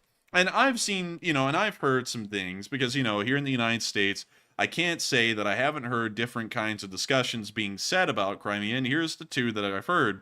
The Ukrainians must get Crimea back no matter what, and the United States should possibly force Ukraine's hand in ceding Crimea to the Russians so that way the war doesn't get nasty, like incredibly nasty. And here's my counter to two of those. Number one is a little too hard stance. saying that Ukraine must retake Crimea no matter what puts an undue pressure on them, because if the Ukrainians find out it may not be feasible for them to retake Crimea, we don't want to have the overbearing weight of the United States, although it is within our strategic interest, going, you must press on, no matter how many Ukrainian soldiers get killed, you must retake that place. And that's a little bit too much pressure. It's also too much pressure on the other end of telling them that they must give away Crimea. That doesn't really make a lot of sense at all, because then is within our strategic interest for the Ukrainians to get back Crimea. Whether it ends up being possible for them or not due to a myriad of circumstances is another thing, but we need them to get that back. And so giving that away pretty much ensures that the whole reason the Russians were fighting this war will have been won. They didn't need all of Ukraine. They needed Ukraine for a buffer zone in between NATO, but that's a secondary goal of this war. The primary goal was to have Sevastopol port. If we give that away, we're giving away the primary goal, the war that the Russians were fighting for, and in their eyes, all this ended up being worthwhile because they got what they wanted. It's solidified now, and they'll never lose Crimea or Sevastopol to anyone anywhere. That's not a smart move. And on top of that, to go through all of this, because I think this is a very important thing to lay out the big picture when talking about Sevastopol and why it's important. The Russians clearly cannot fight the United States in the open. One thing they can do is that they can use their military weight to threaten war. And one thing that everyone always wants to avoid is war. And so in the event of avoiding a war, it forces people to the diplomatic table and allows the Russians a lot more say in what happens in places like the Middle East, or really the rest of the world for that matter, as the Russian Navy can operate out of Sevastopol year-round, unlike where in places like St. Petersburg, Murmansk, or Archangel, they can't, because those ports freeze over. And so the fleets up there, they have to go back to port for several months before until after the thaw, and then they go back out to sea. With the Black Sea Fleet, they can continue to power project all year long and force diplomatic plays on the United States. That's not going to be good for us going into the next 20 to 30 years, because the Chinese are expanding their sphere of influence with the Belt and Road program. And so to counter their Belt and Road program, we need to have pretty much undomitable control over the Middle East for the next 20 years or so. We also need undomitable control over everything else in the North African area for the large part, so that way we can make sure that the Chinese do not begin to grow a strong foothold in this area. If the Russians work in tandem with the Chinese and they still have the Black Sea Fleet in Sevastopol, that's not going to be possible for us, because we're going to have to give them concessions at the diplomatic table. And that means that the Chinese are going to be allowed a decent foothold in the Middle East, probably to the point they'll be able to combat ours or completely throw us out, at least through diplomatic means.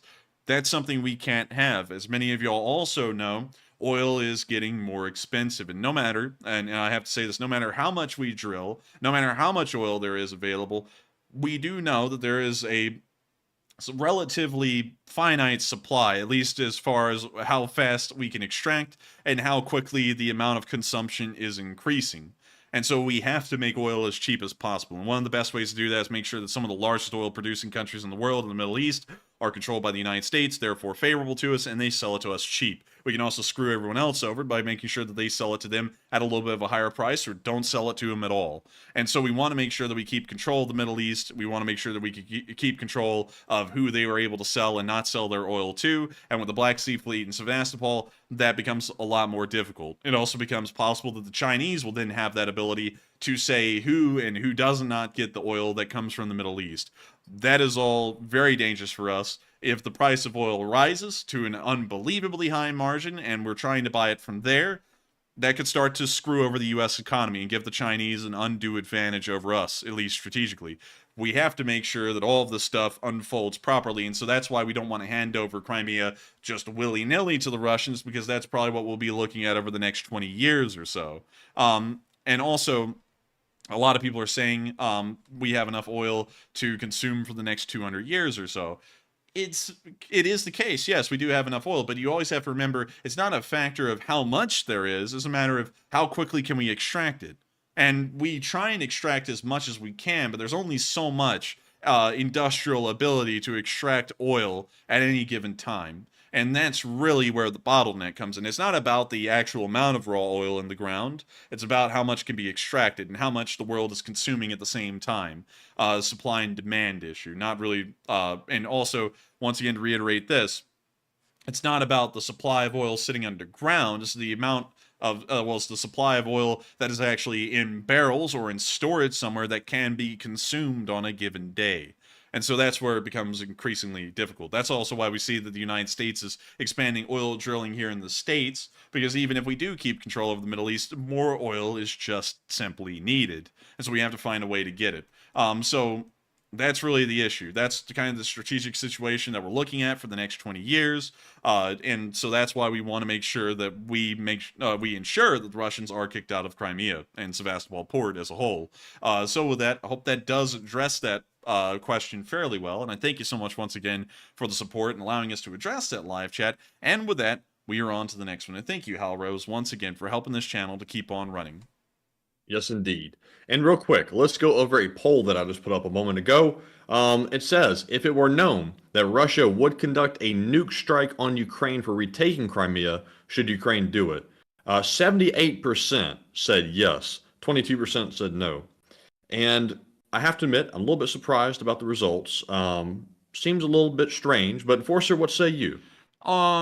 I would say that's a little bit of a tough one for me to answer, because if they get nukes, you see, World War III begins, and then the whole world will eventually go into a nuclear onslaught. I would say, yeah, I don't know. I'm going to have to remain undecided on that one, honestly, because that would be a decision, a really tough one to make at the moment it's needed to be made. So, well, I would have to say on my side that if it were known that Russia would conduct a nuke strike and it wasn't simply talk, they should definitely not retake Crimea, because the goal isn't to have Ukraine destroyed for symbolism. The goal is for them to retain most, and if not all, of their land. And if Crimea means that they all get nuked, that's definitely not the end result we want.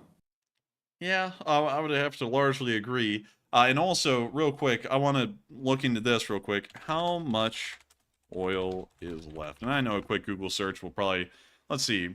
So this is from Worldometer, which is usually the place we go for stats. The world has proven reserves equivalent to 46.6 times its annual consumption levels. This means it has about 47 years of oil left at current consumption levels and excluding unproven reserves.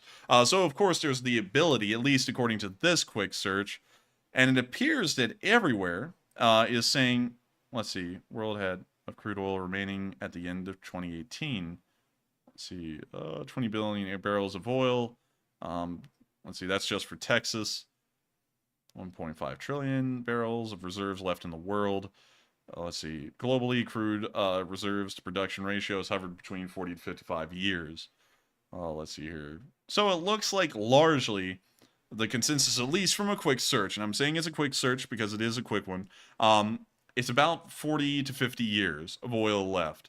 And you know, we're not going to get into everything else revolving around that, but as you can see, based off of that number, it's not 200 years, it's 47 years, and that's at the current rate of extraction. If extraction increases, the availability of oil over a longer period of time will begin to shorten. It'll become shorter, most likely 40 years. But for the next 20 years, we have to keep control of the Middle East. 20 years is about the time that the world's looking at to most likely move over to other kinds of it. And once again, I have to say that someone's about to say, well, they've always been saying that. They probably have been. Probably, and then new oil reserves are found and the number goes up. But we always have to try and keep in mind a long-term picture. And the long-term picture is that control over the Middle East for the next 20 years is vital to us as a country strategically. And we have to make sure to keep control of fairly reasonable oil prices here in the United States, because the price of oil is a direct economic motivator. And so that's why it's strategically important to control the Middle East the way we must. And that's also why they must be kicked out of Crimea. And of course, we can't get that.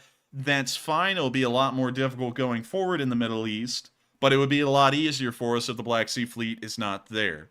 And there it was, Matthew. Bobby Karolfa said, LOL, that was said 40 years ago. And it probably was. But, you know, of course, like I said, new reserves were found, the number goes up. And I'm sure that even still, new reserves will be found, and that number goes up. But we always have to be looking forward to that next step. What in the world do we need to do to be impervious to some kind of a disaster? Because let's say that number is true.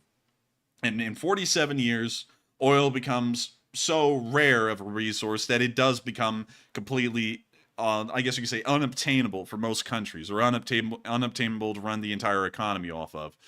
Then countries like China or Russia that have never prepared for a situation like that will go into complete economic collapse. There won't be any way for them to transport goods to keep their economy running. A country like the United States that may have started to focus on something like nuclear energy or other forms of energy that can produce in, I guess you could say, unlimited amount of electricity, especially if we get into nuclear fusion and it actually does work like we're seeing right now, at least 6 to 8 months ago, it's possible that that'll give us a strategic edge over the Russians. But we have to keep ourselves alive until that technology becomes viable, and so the price of oil has to remain cheap.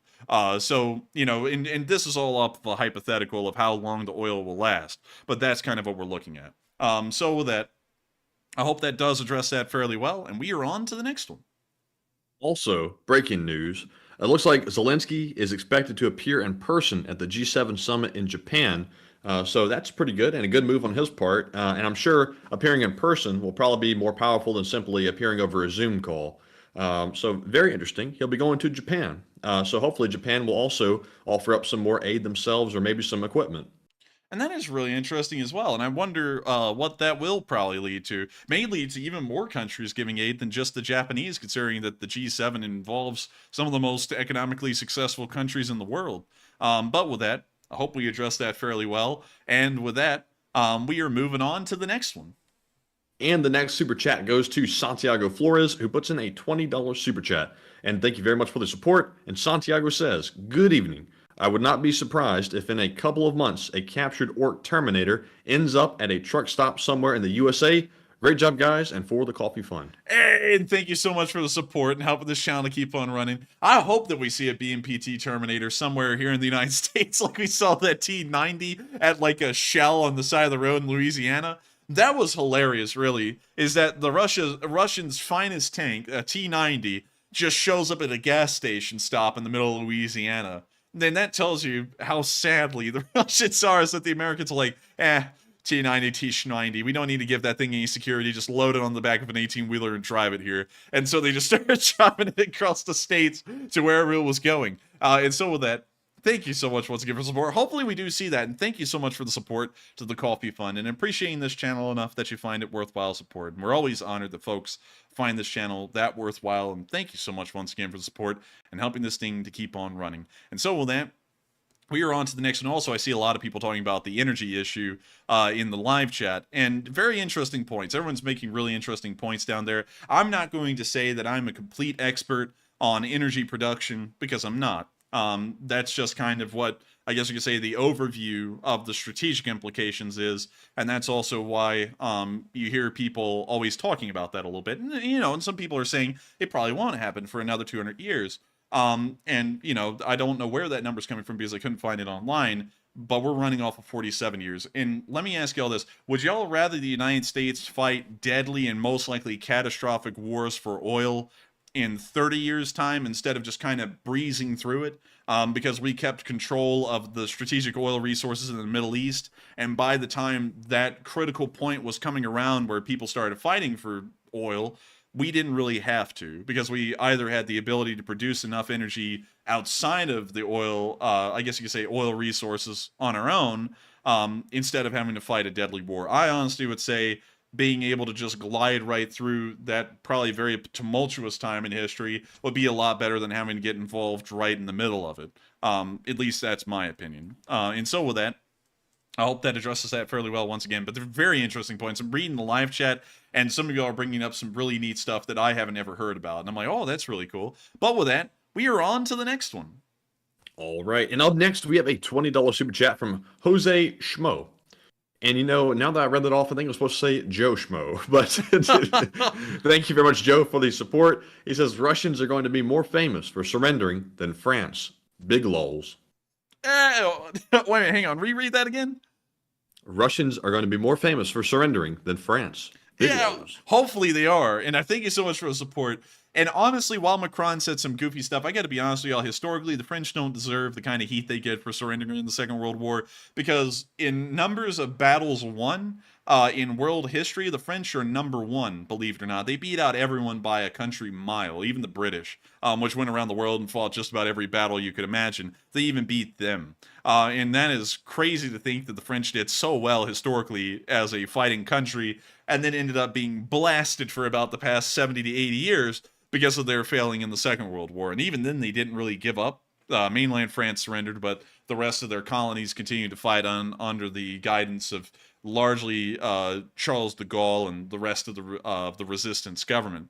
But with that, I hope that does address that fairly well, and I thank you so much once again for the support, and hopefully the Russians are known for that. The Russians get too much credit for their military history up till this point, once again, largely due to Russian propaganda, because who in the hell calls the Russians, who were just straight up goofy when Napoleon fought them? They just retreated. The only reason that they won that part of the Napoleonic Wars around 1812, 1813 is because the winter decimated Napoleon's forces. That's really it. Beyond that, the Russian army never was able to face Napoleon's army full strength in the field. That's no fighting country, by my opinion. That's a country that just kept on running and then got lucky. And then the Germans, the Soviets also got lucky with the Germans as well, considering they never prepare for winter, which is really stupid considering they're fighting in frigid environments, and then they never prepare for it, so they got lucky again. But when they actually face someone on that turf where they beat Napoleon and Hitler, and then they're prepared for winter, they don't do well. And that shows you what they're really about. So with that,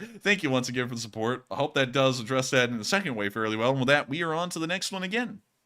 All right, and the next one goes to JC Atkins, who puts in a $20 super chat. And thank you very much, JC, for the support. He says, I don't always give super chats to the enforcers, but when I do, I wanted to take a live chat. Stay thirsty, my friends. Stay thirsty. I don't always give myself a super chat to the enforcers, but when I do, I always make sure that it's about Boston baked beans. Get yourself a brand new pair of Boston baked beans today, and make sure to make yourself a happy man. Those tasty sugars. I have no clue where that came from. I don't know either. But still, thank you so much for the support. Wait, there was more. Oh, what? He says, keep up the great work, gentlemen, from the LSA Navy's favorite NCO. Hey, and thank you so much for the support from the LSN, and thank you for enjoying this channel and helping us to keep it running. I hope you enjoyed the Pam Selliot I did right there. It was an okay one. Honestly, I got to get brushed up on that one a little bit. Yeah, Pam Selliot, so that way it's not like, trying to directly impersonate him. That's why we also call everything generic, like Orange Man and, the president, the city president, all that stuff. Whoa, what happened? But anyways, I gotta thank you so much for enjoying the stream and finding it worthwhile to support. Because once again, folks like you who appreciate this channel enough to support us, y'all help us to keep this thing running. And I thank you so much once again for helping us to keep this thing rolling. And we will make sure to get that live chat as well. We are greatly honored that you find this channel that good to give us that kind of praise. And so with that, we are on to the next one. And thank you so much once again for helping this channel to keep on rolling. All right, and real quick, he did request a live chat question, so it's going to go to Danny, who says, how many F-16s USA got in Germany, Europe? Let's see. How many F-16s are in Germany? Let's see. We don't want to find... let's see.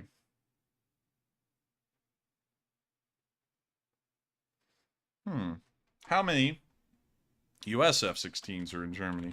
The Germans, obviously, I don't think they have F-16s. But let's see here.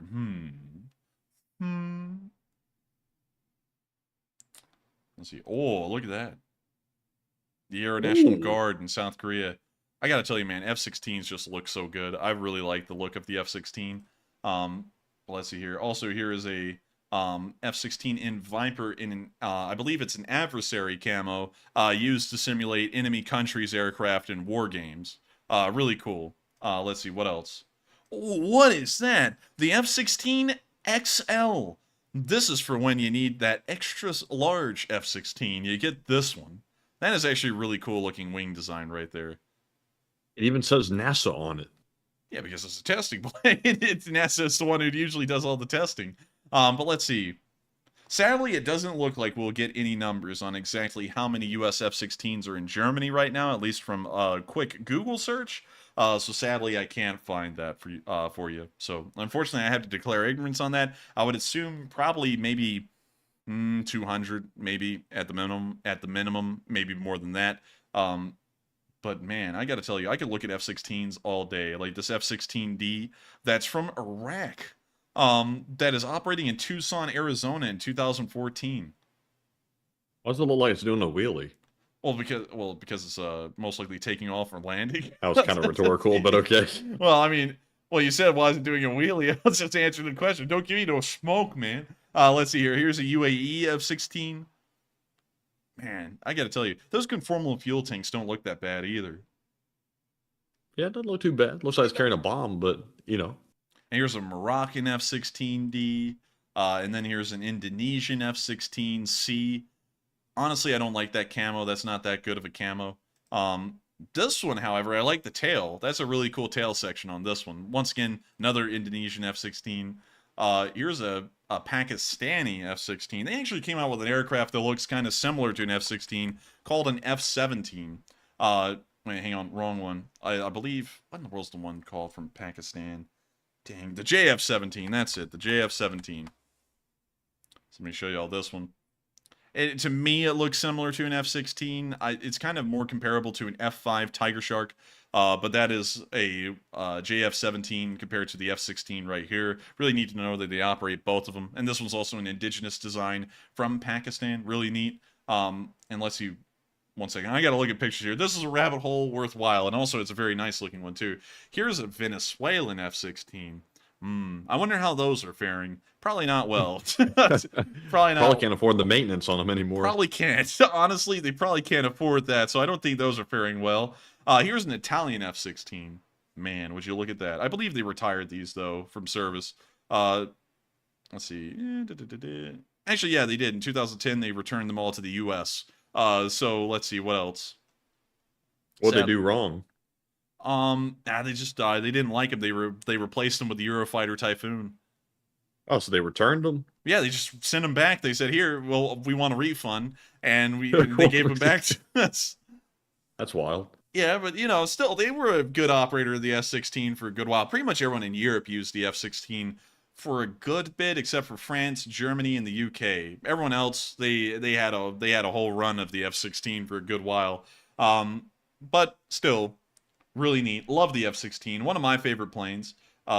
And I gotta say, it's a great looking one all the way around. Here's one from the Greek Air Force, too, the Hellenic Air Force. And you can see all of the weapons that the F-16 can carry, and they've laid them out here in front of the F-16 to show you. Pretty neat. That's pretty cool. Oh, look at this one. This Dutch F. Now, that is a cool camo, I gotta say. Yeah, that's colorful. I'm not sure if you can call that camo, but very colorful. I like it, though. I like it, man. Hey, man. I'm telling you. Get no respect around here.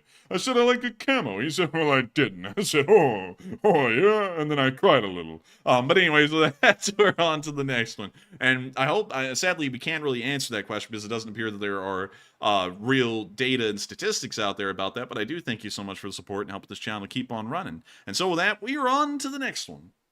All right. And also, before we move on to our next one, please check your Discord DMs because I need some clarification on something in the live chat real quick. Got you. Let me check that real quick and get you an answer. So that is actually a Hogan's Heroes reference, so it's good. Oh, okay. Okay. All right. So we are now on to the next one. All right. The next one is a $20 super chat from Colonel Clink, and thank you very much for the support. And Colonel says, really enjoy listening to you guys. I have been listening since Moscow Mike. I'm embarrassed that I haven't given earlier. Slow Ukraine from Goliad, Texas. Remember the Alamo, and remember Goliad. Hey, thank you so much for the support. One second, Goliad, Texas. We got to go there. Goliad, Texas. I misspelled it, but here we go. Goliad, Texas. Really cool place. It is actually a good ways away from everywhere. It's a good ways away from San Antonio and Houston. And I gotta tell you, man, when you gotta get some sugar, you go to Sugarland. I don't know why in the world I had to do that, but I saw it, so I had to make the joke. But anyways, from Goliad, Texas. Not a big town. It's comparable to the kind of the town we grew up in. And I gotta thank you so much for the support and helping this channel to keep on running. Of course, and one thing I want to say is do not feel bad at all for watching this channel and not supporting us up until now. That is kind of the amazing thing about this channel is that folks don't have to support us unless they find it worthwhile to do that, or if they appreciate the channel enough to find it worthwhile to support. And I think that the fact that it shows that you've watched this long and just supported now proves the proof of concept that folks can watch this thing, the news about the war, and it doesn't have to be something where it's just added out to the max or it's sponsored to the max, because I don't like that. I think that's tacking. I think it's great that viewers can decide whether they find the channel worthwhile to support or not. So I actually find that to be quite a high honor that you've watched this long and haven't supported. But I do thank you so much for helping us to keep it running and appreciating us enough to find it worthwhile to support. And also, let's look at some pictures of Goliad here. If that's y'all's town hall, that really beats out any town hall I've ever seen in Alabama, by far. That is a really nice one. Dang. That's like the only thing they take pictures of in town, too. But then they got this wall of murals. Really neat. Interesting. Really neat. Interesting. They also have this... Now, that's really cool looking, actually. This is a really cool looking little downtown here. That's where people used to get shot. Yeah, this is where people used to die. Like right out here on the street. But I like this. This is a nice little town. Man. Dude, really makes me feel jealous. We didn't have anything like this. Well, we kind of had something like this in Alabama, but not really exactly like it. This is cooler, honestly, in my opinion. And look at that, man. Get yourself shot in front of the general store, right out in the street. Yeehaw! But I gotta say, really, Maddie's Bakery and Cafe. Hey, Matt, he's cooking up that cake. I gotta tell you, that's a great cake right there. I gotta tell you, back it up. But anyways, we have the best cakes in Goliad, Texas. I've gotta tell you, they're the best cakes this side of Texas. Maddie's Bakery, delicious baked pies, great, wonderful. Look, they just turned off the cameras. They don't want you hearing this. They don't want you hearing it. It's a secret. The deep state. Turn off the lights. Turn off the lights. We gotta take a look at Maddie's Bakery. Focus the spotlight to Maddie's Bakery. It's absolutely great. It's the best bakery you'll ever find. I promise you, it's absolutely fantastic. It's unbelievable. But I gotta say, oh look, it's an original Whataburger with like the V-shaped roof. Hey. Now that's cool. That's cool. You don't see those a lot. And look at this. It's like an old saloon. I like this. This is a cool place. And I thank you so much for sharing with us where you're from, because we always love to know where folks in the Lee Spring Army are from. And I gotta say, I'm really impressed. Not a bad place at all. And I would visit this place if I ever had the time. And so with that, thank you so much once again for the support and helping this channel to keep on running and enjoying this channel since the time of Moscow Mike and the Great Schism. That happened all on the same night. And so with that, thank you so much once again. I hope that does address that fairly well, and thank you for helping this channel to keep on running. And with that, we are on to the next one, and thank you once again.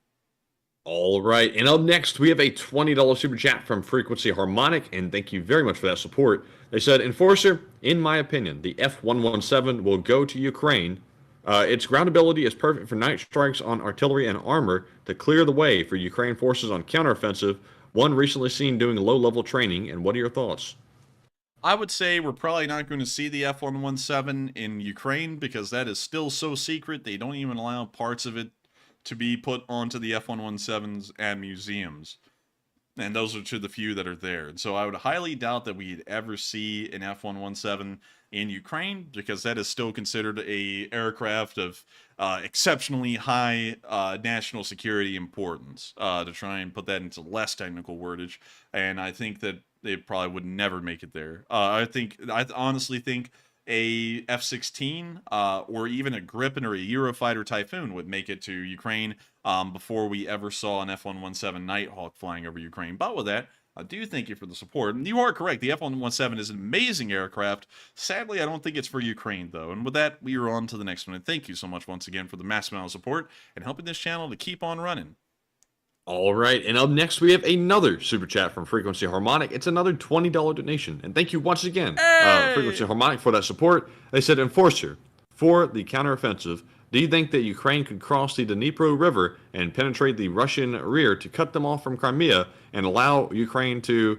Oh my God, come on, man.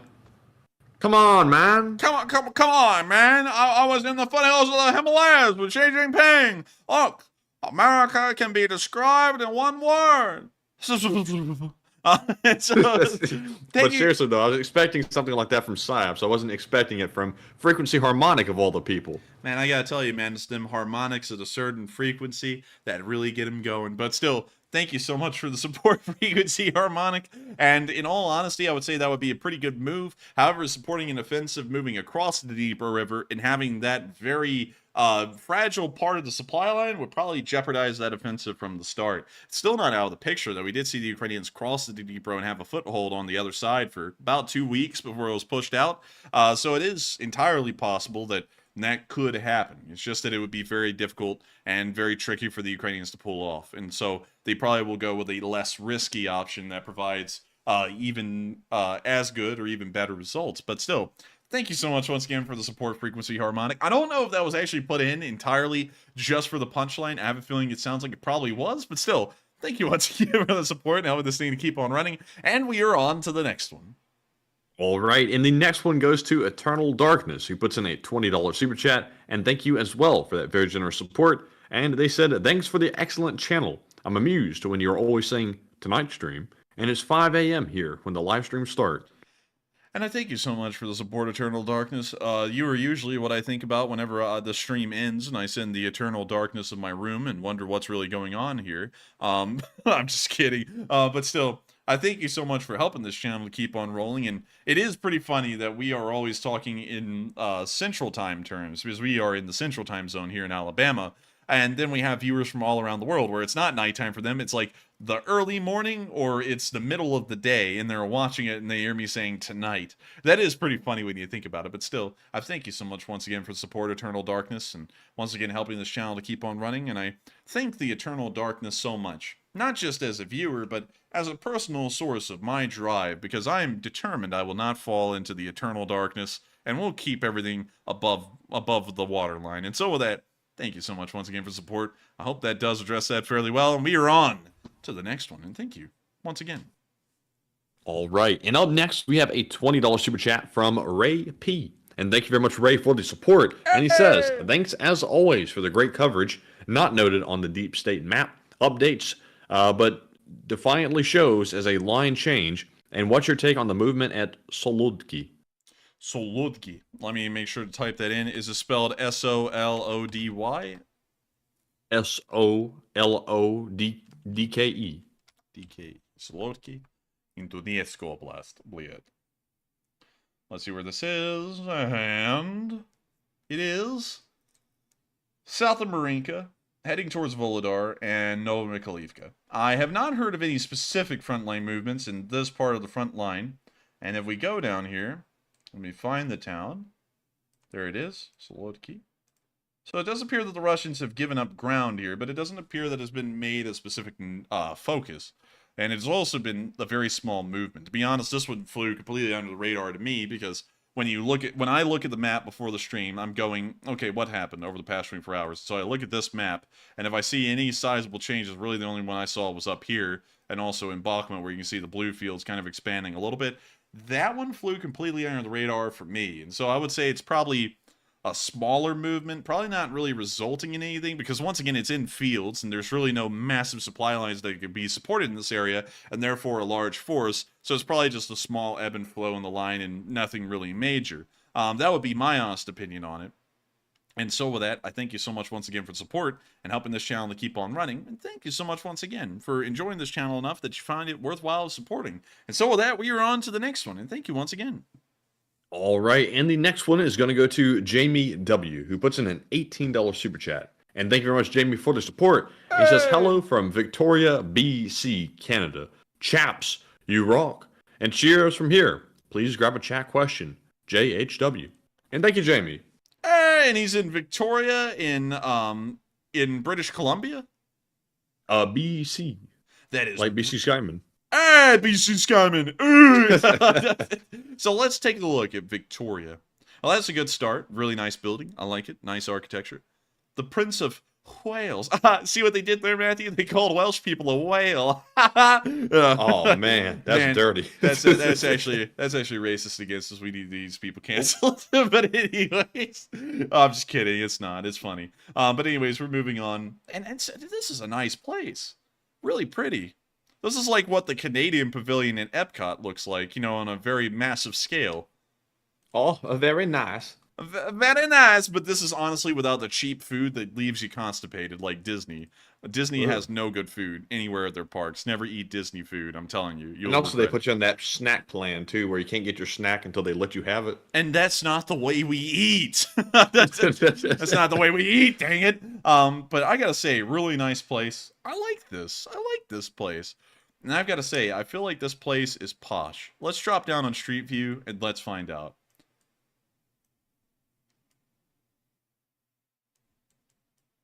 Okay, not right. It's pretty nice. Not as posh as I thought it was going to be on this street. Let's back out and go to another one. Let's see here. How about down here near the coast? Because I have a feeling. Okay, this kind of looks like Birmingham, but not that bad. Not that bad. It's a really nice place with some really scenic venues in it. And I've got to thank you so much for the support and helping this channel to keep on running all the way from here in Victoria in British Columbia. Also, I have to ask.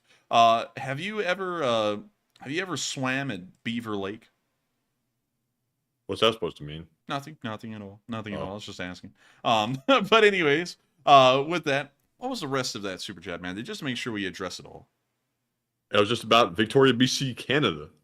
Okay. And grabbing a chat question. And there we go. That's the part I was looking for. And so that, thank you so much once again for the support and helping this channel to keep on running all the way from Victoria in British Columbia. And we will be making sure to grab that live chat right now. And so with that, thank you so much once again. And what is that live chat, Matthew?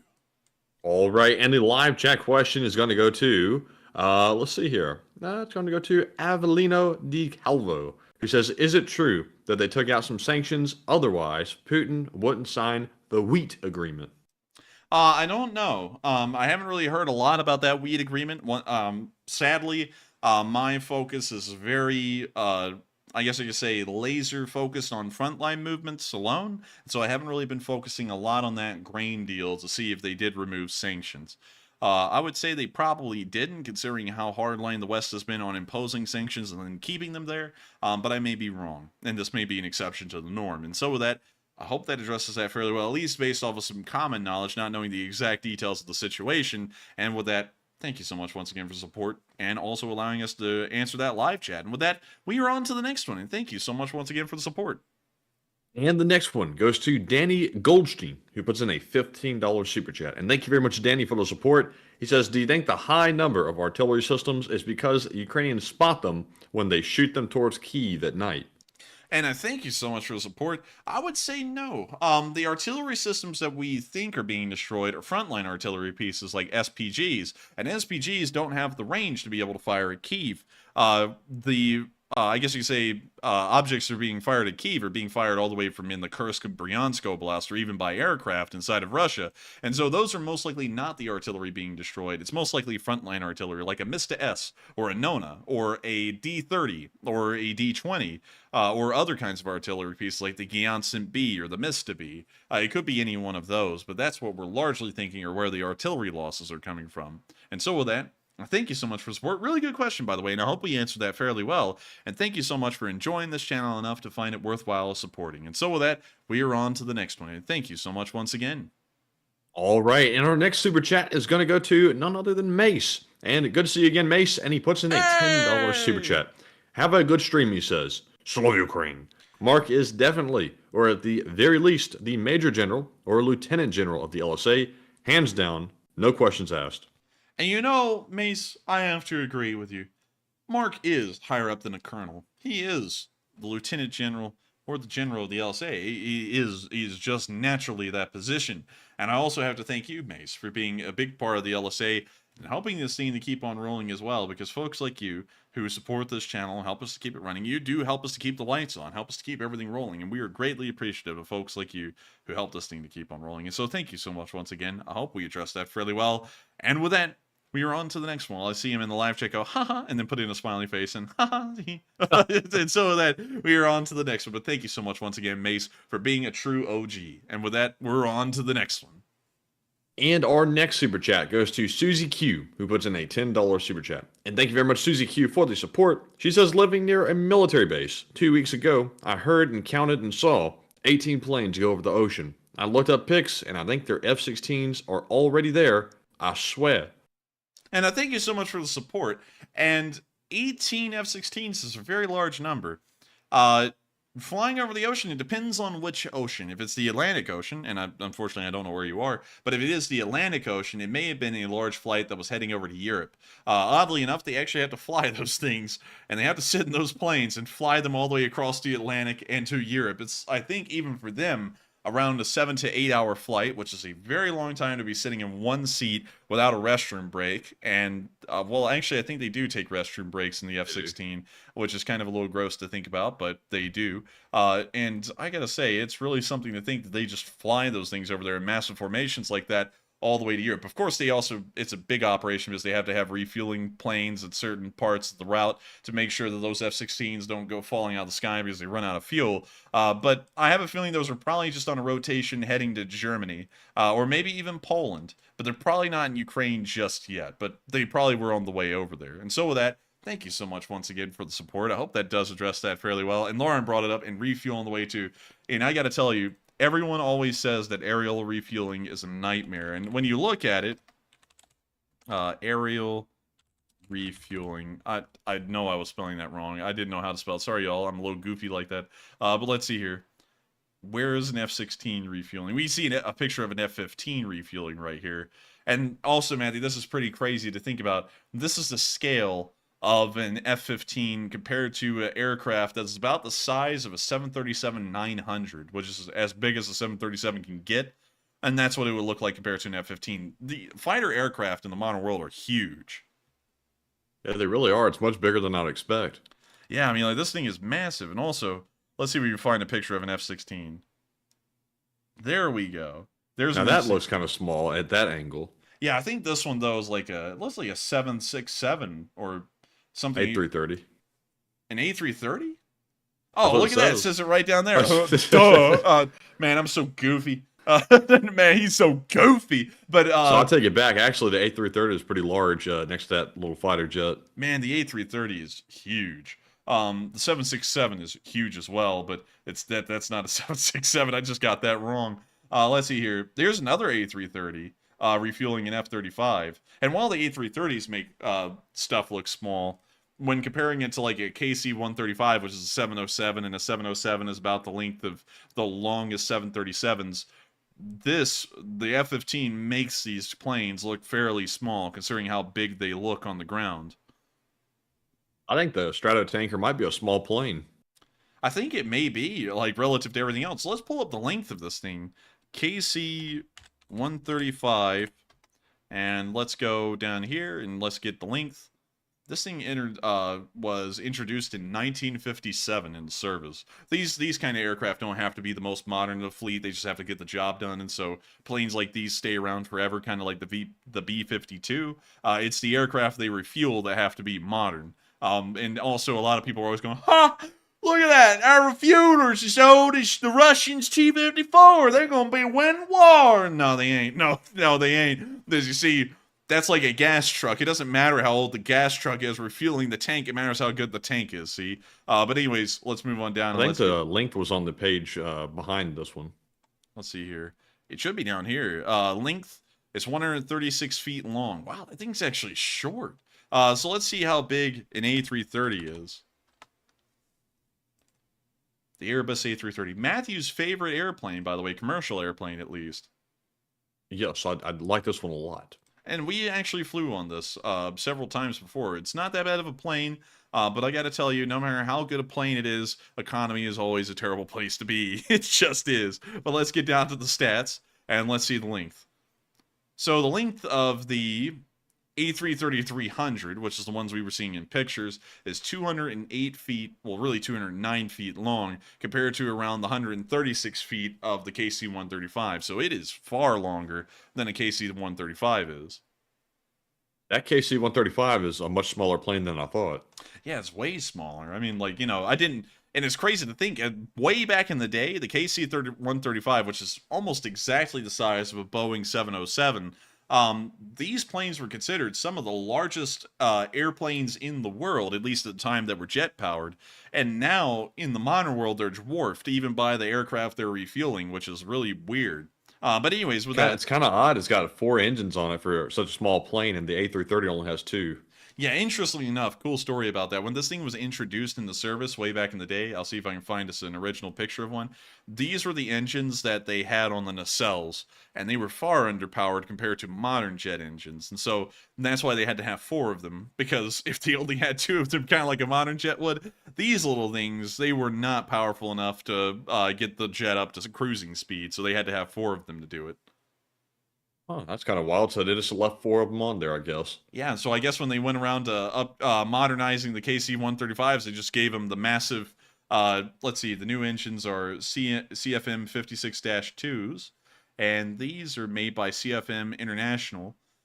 And so when they upgraded them, they just gave them the larger engines, but just kept the 4. Honestly, I feel like the plane could probably get along fine with 2, just really powerful engines. But then again, that'd probably throw off all the weight and everything else. And they're probably trying to keep it balanced, so then they just put 4 of them on there again. But still a really neat plane, and interesting to see it's been in service that long. That is kind of interesting. And also, Matthew, it looks like this refueler is a part of the Young Tigers. Grr. But anyways. The hell? But anyways, we're on to the next one.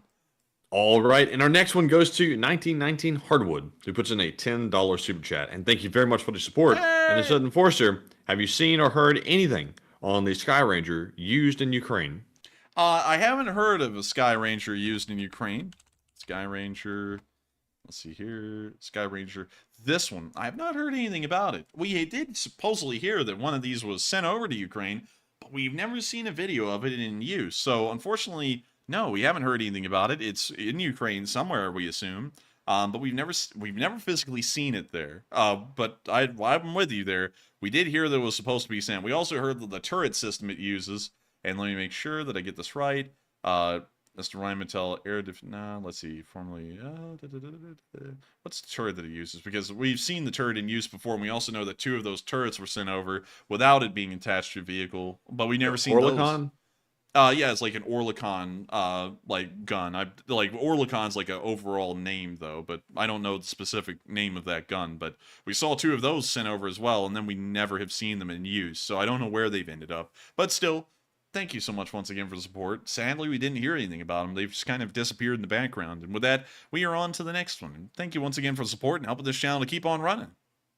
All right, and our next super chat goes to Commander Prankster, who puts in a $10 super chat and says, if Prigozhin and Dmitry Utkin were both, were to both go away, what will become of the Wagner Group? What would become of the Wagner Group is that they'd probably be reabsorbed into the Russian armed forces. Well, they'd be absorbed into the Russian armed forces. They've never been a part of the Russian armed forces. Or they would disintegrate. They'd most likely disintegrate due to a lack of proper organization and funding or an actual leader. And that's probably what the Russians would want as well. So that way there was no power faction in the Russian armed forces that was made up of Wagner guys, and Wagner would just disappear. That's probably what the Russians would hope on and work towards, is just making the Wagner cease to exist as a whole. And so with that, thank you so much once again for support. I hope that does address that fairly well. And with that, we are on to the next one. And thank you once again for the support. And we have another super chat from Mace, who puts in a $10 donation. And thank you, Mace, for the support. Hey! And said, the Sky Ranger 30 paint job is the ugliest thing I've ever seen. God save us. Lols. God save our grace. And look at this thing. I know that is a rough paint job. This one looks far better. The NATO tricolor Sark camo, that looks way better. This one, though, what the hell were they It's not that bad, in my opinion. Dude, what are you going to do? Blend into Los Santos on GTA 5 with this? This is just bad. I mean, looks posh. Posh, dude, you would see this thing like a sore thumb. It looks like lemons and some pepper mixed onto a gray plate. That's what it looks like. It's bad. Yeah, but we're being real here. Camo doesn't have the same impact that it used to have back in the day. Man, it don't be like that anymore. But still, I like my camos to look good, and I think this looks far better than that.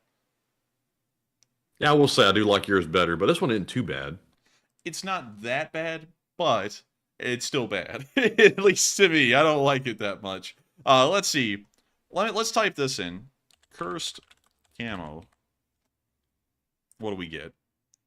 Oh my god. What's that? Dude, this man be whipping out the gat. It's the whole GAT. Man, that's the AK-704. That's not the 74. Man.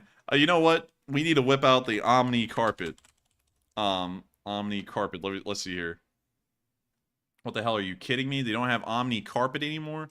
There was a whole thing about like the Omni carpet cult in Atlanta, and now they don't even have pictures of it. That's lame. But anyways, with that, thank you so much for the support, Mace. I agree, it's an ugly camo, and I like the NATO tricolor Sark a far deal better. And so with that, we are on to the next one. And thank you so much once again for the support and helping this channel to keep on running.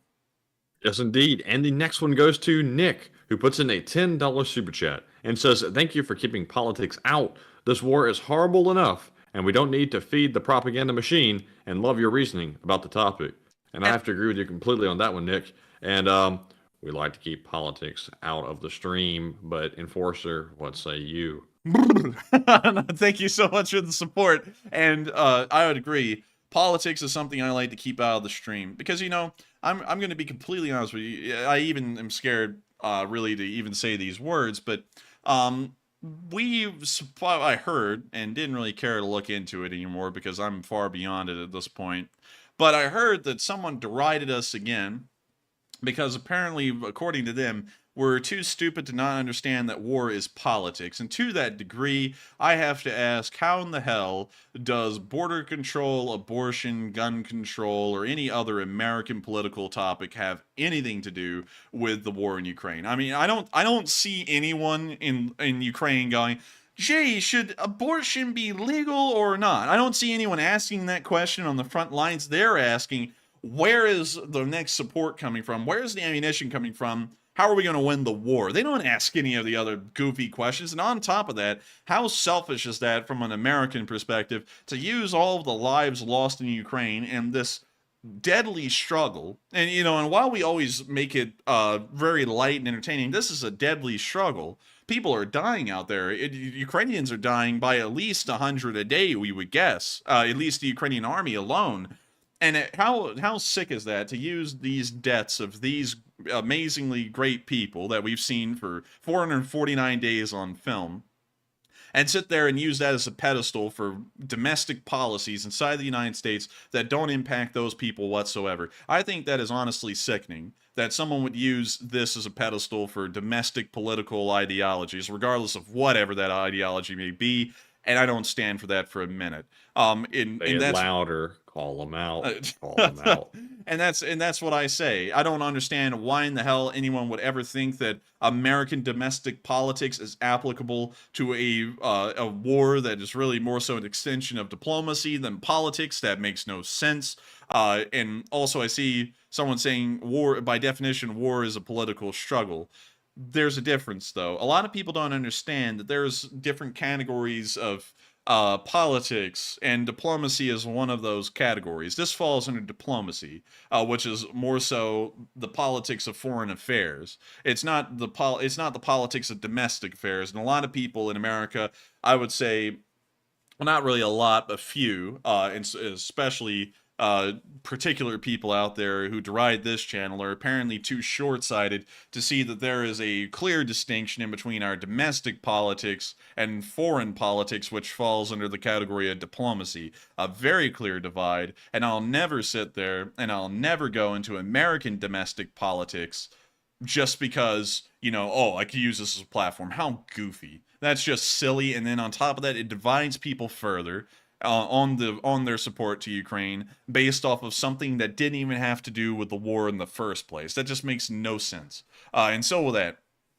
I thank you so much once again for the support and enjoying how we do this, because I'm very adamant that we keep politics entirely out of the war, and especially my personal opinions. And I'll tell you all this, some people think I have no opinions on politics. I do. Everyone has an opinion on politics, but there's a time and a place. And a lot of people don't understand that that time and place is very few and far in between. To talk about domestic politics is something that should really only be talked about in news that specifically talks about politics.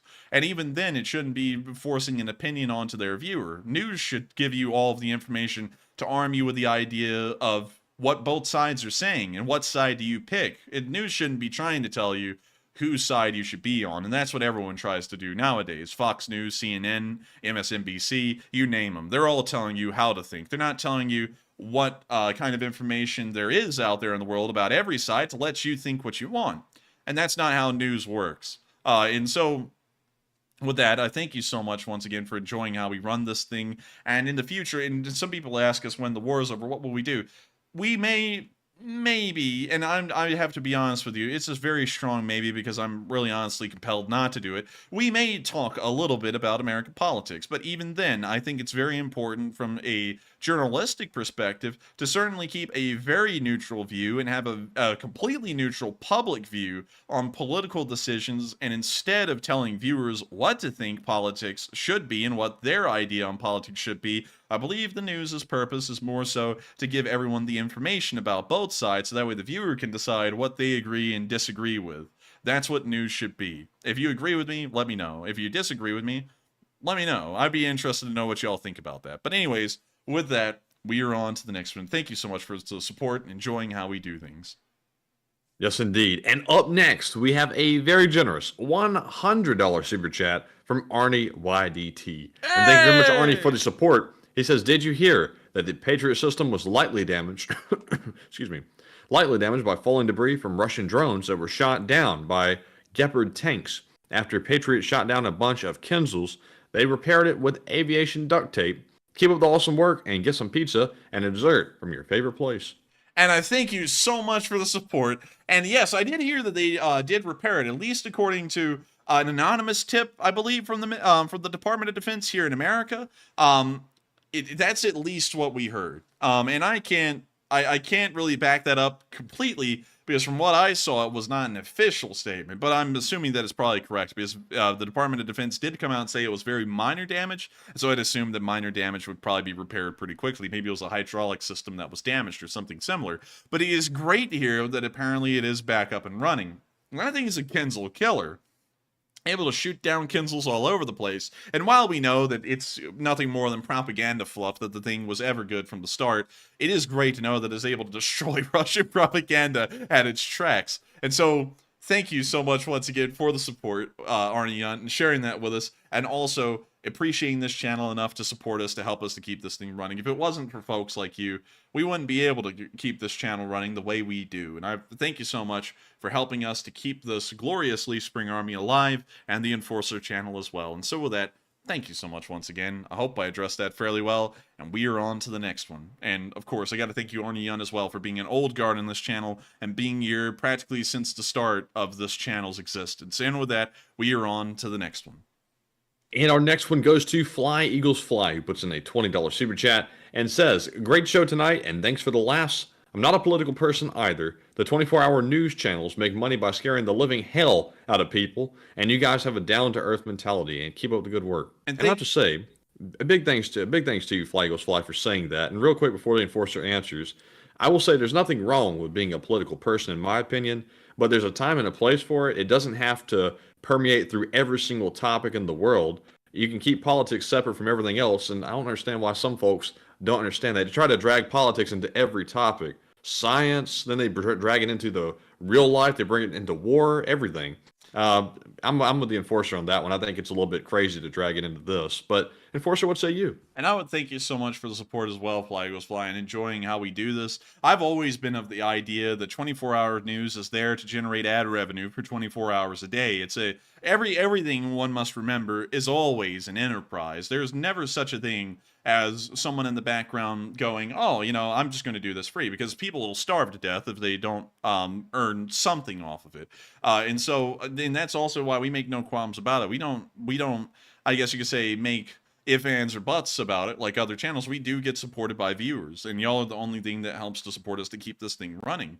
Other folks, they try and make it seem all like whitewashed on YouTube, like, oh, I just do this for the hell of it. No, you don't. That's why you have a sponsor running, and that's also why you have ads on these videos, is because you're making a living off of it. That wouldn't make any sense to not say that.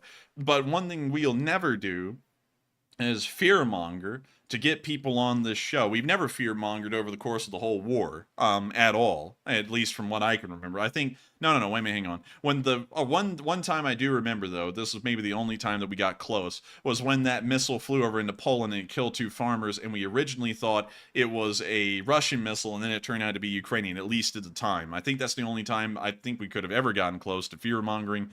But even then, we heard from that news at the time, the Ukrainian government stating that it was a Russian missile, and so we reported it that way.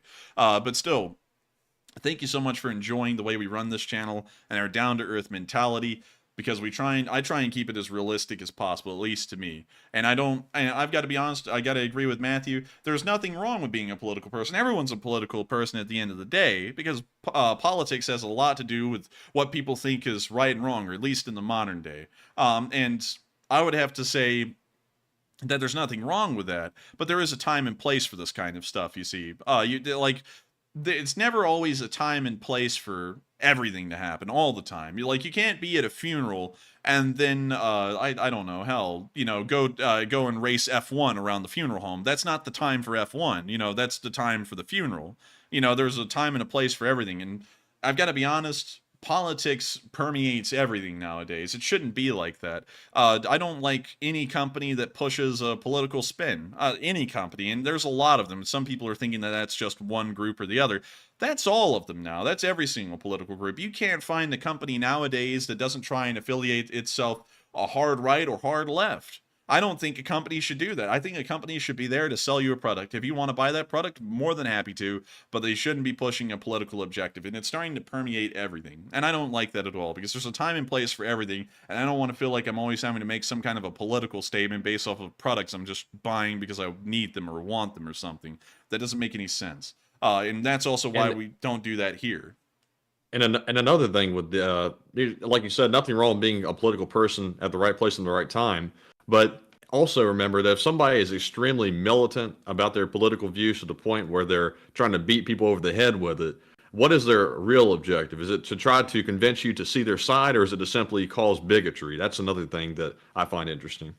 And so with that, I hope we addressed that fairly well. But thank you so much once again for the support, Fly Eagles Fly, and appreciating the way we do this and finding it so worthwhile to support us, so that way we can keep on being this way and keep on running our channel this way. And so with that, thank you so much once again. I hope we addressed that fairly well. And with that, we are on to the next one. And thank you so much once again for helping this channel to keep on rolling. And the next one goes to Jose Gibson, or Josel Gibson, either one, who puts in a $10 super chat. It says, "Congratulations on your graduation, you two, and LSA forever." And thank you, Josel. And hey, thank you so much for the support, and thank you for congratulating us on graduating. I think that happened on like the 29th of April. And it seems like it was forever ago now, but it wasn't that long ago. And I thank you so much for helping us to keep this thing running. And of course, enjoying it as well, because it means a lot to us that folks do enjoy this channel to the point they want to help it to keep on running, and also just show their appreciation to us through support. And I got to thank you so much once again for helping this thing to keep on rolling, because if it wasn't for folks like you, it wouldn't be possible. And so with that, we are on to the next one. And thank you once again for the support. And the next one goes to Dark Warrior 137, who puts in a $5 super chat and says, "I wonder if we could take a Monday to make a shorter stream to finalize the flag, like take a few community ideas sent on the flag and run a few polls." I would say it's an interesting idea, but I know this. Based off of the feedback we got when a flag was presented, the flag ideas in the Lee Spring Army are so varied, we'll probably never be able to find a resolution even on a shorter stream to the flag design. So I would do that, except for the fact I think it wouldn't even be possible then. I would love to get the flag finalized, though, so that way we can have one to actually send around, or for people to have, because I think it would be neat for the LSA to actually have a flag that could all gather around. And so with that, thank you so much once again for the support. I hope that does address that fairly well. And with that, we are on to the next one. And thank you so much once again for helping this channel to keep on rolling. And the next one goes to Joe Little, who puts in a $10 super chat and says, "The EU needs to match what the US has given to Ukraine now." And I thank you for the support, Joe Little. And I would say for the Ukraine, that would certainly be a good thing. And I have seen some discussion about that. And let's see. Someone said something in the live chat there. I'm going to let you address that one, Matthew, if you want to. But I would say that it's a good idea, especially for Ukraine, because if the EU matches the number on paper we have sent to Ukrainian support, the Ukrainians are going to be well off. They're going to be swimming in support. But at the same time, one has to remember that while the EU is a unified structure, for some reason, the support isn't exactly unified. It's coming from each country. And so they're trying to factor it into their budgets, their GDP, and such things like that. So that's kind of the reason why their support's lower, but I honestly wouldn't be against it being a, in lack of a better word, a pissing contest in between the EU and the US to see who could provide the most support overall. Because that would mean much more beneficial results for Ukraine, as they would be getting a slew of supplies that they otherwise wouldn't be getting. And so with that, I thank you so much for the support, and I hope that does address that fairly well. And with that, we're on to the next one. And thank you so much once again for the support and helping us to keep this channel running. And also, by the way, just to go back, I saw that the person, Joselle Gibson, apparently autocorrect got a hold of his name and mangled it. It's Joel Gibson. So thank you for that, MacBook. But with that being said, we're moving on to our next one. It goes to Anthony, who puts in a $5 donation and says, can Russia just produce new artillery pieces for the war or buy them from Iran or North Korea? They probably could, but the problem is that Russian industry is so weak. And I'll show you this. Russian economy. Economy of Russia. We have to find the graph. I have to find the graph because this one's very important to show. So this is Russian exports. And by their exports, we can get a pretty good idea what their economy looks like. And it's bad. Almost 50% of their economy, more than 50%, revolves entirely around petroleum products. Less than that focuses on raw materials, raw metals, raw nickel, copper, aluminum, iron, things like that. Then we have the fertilizer industry, which also makes up a fairly good deal of the Russian economy. Then we have gold, diamonds, wood, and then we start getting into finer things that actually would be, I guess you could say, applicable to war industry, where you produce a refined product, like producing cars, which only make up 0.4% of Russia's total exports in 2019, which was $407 billion. And by the export numbers that we're seeing here on this graph, we can get a very good idea that if they try to I guess you could say mobilize their industry to be able to produce military equipment, it is such a small part of their economy, it wouldn't be able to produce much. They may even be doing it right now, but the problem is that there's so little of an industry that could be converted to produce this kind of stuff, it doesn't really make much of an impact, really. And so that may be the problem they're looking at. So to be honest with you, it may be the case that they already are doing something like that, and they may have to end up trying to buy already made and heavily used artillery pieces from countries like North Korea or Iran to be able to try and, I guess you could say, at least stabilize their artillery losses, at least for the short term. And so with that, thank you so much once again for support, and I hope that does address that fairly well. And a very interesting point, and I hope this chart here of their exports gives a very good idea of how badly the Russian economy is lopsided or badly offset. And so with that, we are on to the next one. All right, and the next one goes to CK Bold, who puts in a $5 super chat and says, take a live chat question. And CK Bold, thank you very much for the generous support as always. And also, we will grab that live chat question, and it's going to go to, let's see here, Titan Intel. He says, have you heard of the U.S. missile project Pluto? I don't think I have. Let me pull it up. Pluto Missile Project. Pluto Slam missiles. Another slam. Oh, wait a minute. This is it. This is it. That's the nuclear one. They call it Pluto, eh? Oh, man. Dude, they call this thing Pluto because he'd be making the world look like the surface of Pluto just by flying over. But also, look at this line right here. The development of ICBMs in the 1950s rendered the concept of slams obsolete. I can imagine so, based on what we heard about it earlier. Yeah, and also, that pretty much means that the whole concept of hypersonic missile at all is obsolete because of ICBMs, like I've been talking about earlier. The only reason a hypersonic exists is for propaganda purposes, because an ICBM does what the hypersonics do, but far better. Instead of a hypersonic taking hours to reach its target, even at its quickest, it would probably take 5 hours for a hypersonic to travel from Russia to the United States, even if it had the range. An ICBM could do that in 15 minutes. You know, so it's like, what would you rather have, a 4-hour delivery or a 15-minute delivery? I would have same-day shipping on mine, so I'd go with the ICBM. So with that, hope that does address that fairly well. And thank you so much for the support. We actually just got done talking about this earlier on stream, so yes, we have heard about it. and it was a bizarre concept from the start. And so, also, the other guy says the use of a nuclear engine in the airframe promised to give the missile staggering and unprecedented low altitude range, estimated to be roughly 113,000 miles. It says, despite misinformed public opinion, the idea that the engine could act as a secondary weapon for the missile is not practical. Well, when that's the first time I've ever seen misinformed public opinion on anything like that. And also, man, this thing is literally sprinkling radioactive matter out of the back of the engine the entire time it's running. And they're going to sit there and go, it couldn't be used as a second weapon. Hell, let that thing fly from one end of Russia to the other. I'm sure that would be a weapon. You just literally leave like a dead streak in the trees from all the way over near Vladivostok across China, Mongolia, and Kazakhstan straight to Moscow. Now, that would be a weapon. I mean, hell, that would be a dangerous one. If they were using that instead of nukes, they'd say, are you going to nuke them or slam them? Man, they got slammed. Man, he was slammed. What, with vodka? No, it's the slam. Slam. What you doing with that plutonium engine, slam? But anyways, with that, we are on to the next one. Thank you once again for the support, and I hope we answered that fairly well. All right, and up next, we have a $5 super chat from Carlo Matola, who says, I yield my question to the Honorable Enforcer Matt. Call him out. And Carlo's got me up in here feeling like a junior minister. Order. Order.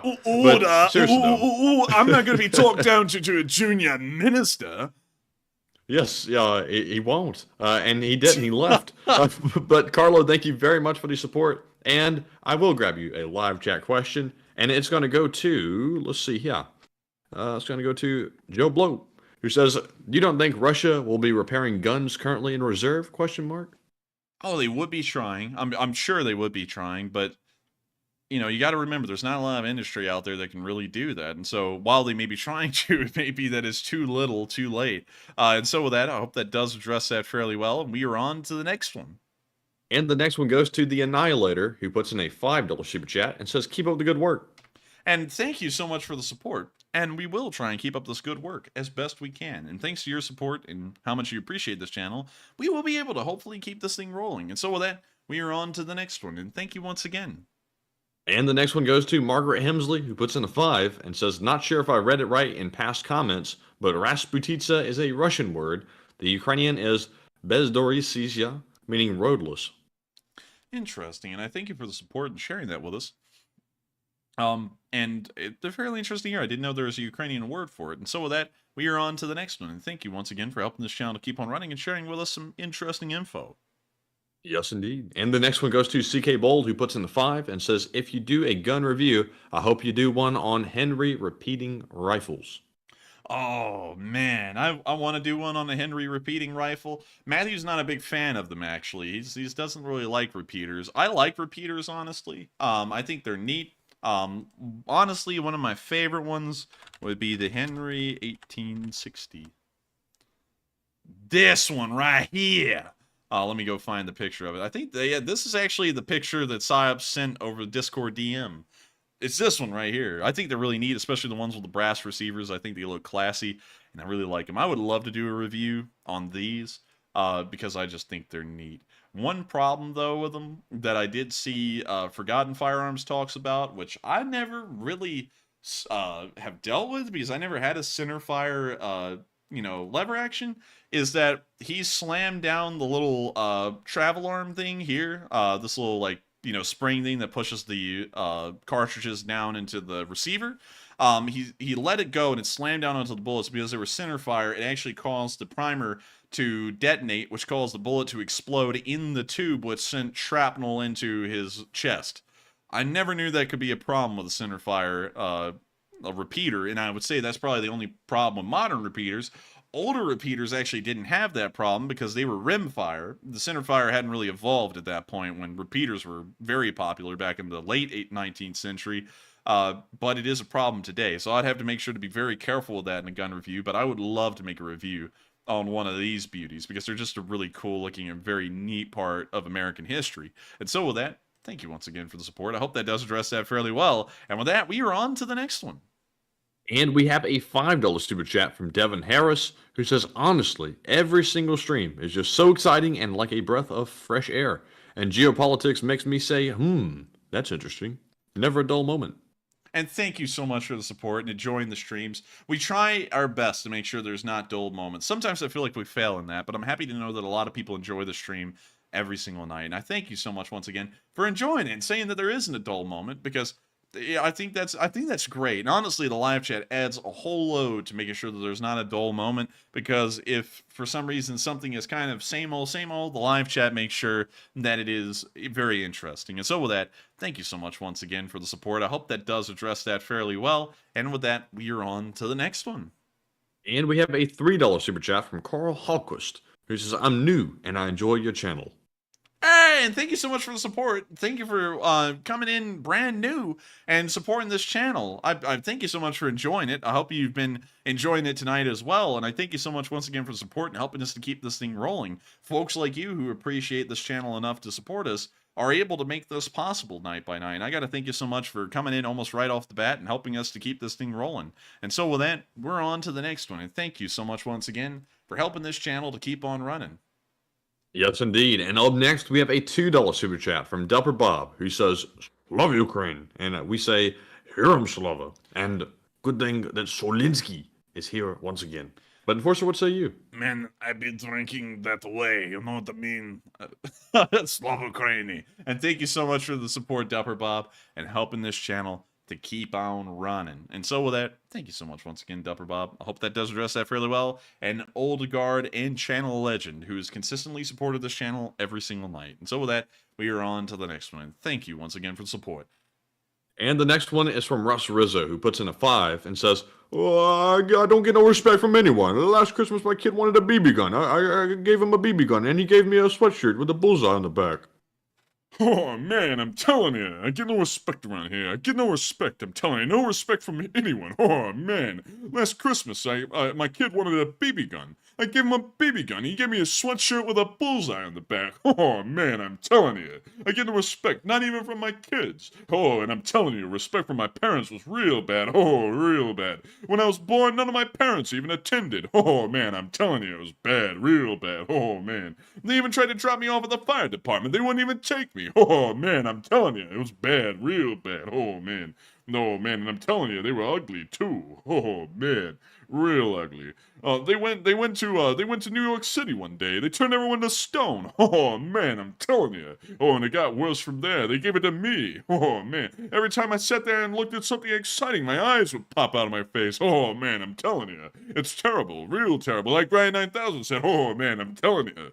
And he said it right there. Oh, man. But with that, thank you so much once again for the support, Russ Rizzo. I tried to add a little bit to it there, and I hope you enjoyed that. And thank you so much once again for helping this channel to keep on running. And thank you for reminding us that the Rodney Dangerfield voice is a thing. And so with that, we are on to the next one. And thank you so much once again for allowing me to do a voice that I'm pretty good at, but some people get annoyed at really badly. And with that, we're on to the next one. And the next one is a $2 super chat from Slava Something, Sith Lord of the LSA, who says, Privyet, from your favorite Russian, Slava Ukraine. Privyet, and thank you so much for the support from our favorite Russian, Rossiyski. And so with that, thank you so much for the support and always being here with us. And being one of our Russian viewers, interesting enough, treated poorly by some of the pro-Ukraine channels out there, but found a home in the LSA, because as long as you're pro-Ukrainian, you're welcome here. And so with that, thank you so much once again. I hope that does address that fairly well. And we are on to the next one. And moving into our live chat questions, because we are all out of super chats, we have the Morse code decoders of the stream. We have Mark Hodges, C-Fay, JP's Gone Fishing, Cliff Simonson, Earl Bernew, and Paul Scholes. They said, tonight's Morse. Boy, I tell you what, those Ukraine fellas are blasting them Ruskies, man. That's the sound of money. And y'all got that right on the nail.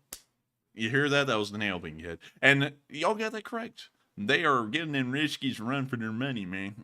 Oh, gee. But still, with that, thank you all for deciphering that Morse code message. That is the correct one. And that's the 449th day where his spin gotten correct. And so with that, we're on to the next one. But I got to thank our Morse code decoders once again for making sure to get that right every time. And with that, we're on to the next one. All right, and the next one goes to Arfkey78, who says, do you think it'll be a long time before the major counterattack starts, and how would you do it? I don't think it'll be that long. It hasn't happened yet, which is interesting. I think it'll probably be... it's probably being pushed to midsummer now, so it'll probably be within the next 2 months. I'm going to go into a little bit of detail how I would do it, but I'm not going to get incredibly advanced. I would go from Melitopol. That would be the direction that I would go for. It splits the Russian alliance in two, and most likely isolates Crimea, where they really can't hold it well anymore, or the rest of Kherson, for that matter. And so with that, I hope that does address that fairly well, and we are on to the next one. And the next one goes to John Bartley, who says, have you seen any challengers in Ukraine at this point? And also, is Matt your twin brother? And no, I'm not. Matt is not my twin. We're 18 months apart. He's the older one as well. And let's see, to answer that question, we have seen Challenger 2s in Ukraine, not on the front lines, but we've seen them a good deal at training fields. And we've seen them going through some modifications and upgrades by Ukrainian forces. And so to answer that, yes, we have seen them. And so with that, I hope that answers that fairly well. And we are on to the next one. The next one goes to David Huss, who says, you see the story that Putin passed a law that you will be punished with 10 years in prison if you surrender to Ukraine. Oh, dang. Oh, man, I'm telling you. I get no respect around here. I became a prisoner of Ukraine, and because of that, Russia made me a prisoner. Oh, man, I'm telling you. What does that mean for the Wagner guys? Does that mean that they go home? Oh, man, I'm telling you. Right back to prison. Right back to where they come from. Oh, man, I'm telling you, it's dreadful. Oh, real dreadful. They don't even give you bread and water in there. They just give you water. They don't even give you water. They give you piss. Oh, man, I'm telling you. Some people like that, though. Oh, they're weird. Real freaks. Oh, bad freaks. But still, with that, I hope that does address that fairly well, and I actually hadn't heard about that. That's pretty wild to hear. And so with that, we are on to the next one. I hope we addressed that fairly well. And the next one goes to Deslock, who says, Wagner is advancing in Bakhmut itself. Do you think Ukraine is allowing them to move forward and trap them as they advance on the flanks? It appears that they kind of are, but then again, I have to be honest and level with you here. I don't think this map is accurate, because from drone footage, we see that fights are enveloping this entire area right here, but it shows that the Russians control most of it, and the Ukrainians aren't in any of it anymore. So that doesn't make any sense, according to Deep State UA. I honestly think that Deep State UA, as far as the Bakhmut front is concerned right now, is fairly inaccurate across the entire length of it, because we're hearing that the Ukrainian forces, according to Prigozhin, have taken Klishkivka, but we don't see that on Deep State UA. We also clearly see Ukrainian forces still fighting inside of the city proper, yet they show on Deep State they're not there. So I think that Deep State's largely inaccurate with what they're showing. And it may be that the Ukrainians are holding them firm here, and they are continuing to sweep around the flanks. If they're not, it may be that they're allowing them to push forward, so that way they once again overextend in that specific area, and then they sweep behind them and take the rear. Because showing how quickly this has been moving over 7 to 8 days, and they've taken this much ground, it shows that maybe in a month's time they'd be behind Bakhmut, and the forces that may be possibly pushing forward will not really have an opportunity to do that any longer without being completely encircled. And so with that, I hope that does address that fairly well, and we are on to the next one. And up next, we have a $2 super chat from Dubsy Dabster, who says, have you ever put butter on a Pop-Tart? I have, and it's so freaking good. Have you ever put butter on a Pop-Tart? If you haven't, then I think you should. And so with that, thank you so much for the support. I know where that comes from, and I have heard that song. And thank you once again, Dubsy Dabster, for being here with us tonight, and of course, supporting this channel and reminding me of a pretty funny Family Guy joke. And so with that, we are on to the next one. And thank you so much once again for helping us keep this thing running. And the next one goes to Ron Anderson, who says, is the radar that Norway sent like, let's see, is the radar that Norway sent, is it like an ANTPQ-36? Like, Soink Scoop? That kind of information is really technical. Ruh-roh, Raggy. Science. I don't know. Honestly, I would have to declare ignorance on that one, because I don't know enough about radar systems to know whether it's better or equal or worse. Ruh-roh, Raggy. Above pay grade, Raggy. Ruh-roh, Raggy. Above pay grade is. And then I turn into Yoda at the end of it. Above pay grade it is. Me not know. And so with that, we're on to the next one. But sorry, I don't know anything about that one, to be honest with you. And the next one goes to Andrew, who says, wouldn't F-18s be better because they work better on rough as guts landing strips? F-18 better it is. More expensive it is as well. But honestly, I would say yes, but there seems to be an aversion to sending F-18s to Ukraine. I don't know what it is, but that seems to be avoided by Ukraine, avoided by Western countries to send. I don't know what it is, but everyone's avoiding that thing like it has a stigma. So I would say yes, but apparently the Western countries don't see it that way. Neither does Ukraine either. But with that, I hope that does address that fairly well, and we are on to the next one. And the next one goes to Bootlegger, who says, what is the total aid given to Ukraine, and are we still in the range where Elon could cover it with his pocket change? I think we've given about $110 billion to Ukraine as the United States. Honestly, I bumped that down to probably around 90 billion. Once the clerical errors are cleared up entirely, it's probably around 90 billion. Honestly, that's 70 billion. Probably 70. Wait a minute, is it really 70 billion? Because I thought that's what we gave over the 2020 year, not the whole war. I think 110 is the total worldwide. Interesting. So we'll go with 70. Yes, Elon could still cover that in chunk change. Actually, how much did he buy Twitter? How much did Elon buy Twitter? Wow. 40 billion. Yeah, so the cost of Twitter is about 1.75, well, 1.5 the cost of us supporting Ukraine so far in the war, just to give an idea of how much it really costs in scale. So it's about a Twitter and a half, or a Twitter and, let's see, maybe 5 orange guys. And so with that, I hope that addresses that fairly well, and with that, we are on to the next one. All right, and our next one goes to Din Djarin. He says, should the Russians be allowed to participate in any space activities in the future? I don't think they should. They are way too violent, paranoid, and lie too much. I would say... I would say... Oh, what are you about to say, man? You're itching to say something over there. I was just about to say he roasted the hell out of him in one sentence, but yeah, go ahead. He did. It was like a one-sentence roast. I would say as long as they can get themselves to space, then no one really can stop them. So I'd say not stop them, but I wouldn't involve them in any more international projects because folks like that, considering that they're willing to threaten to take down the ISS, they don't need to be involved in any international projects whatsoever. So with that, I hope that does address that, in my opinion, fairly well. And we are on to the next one.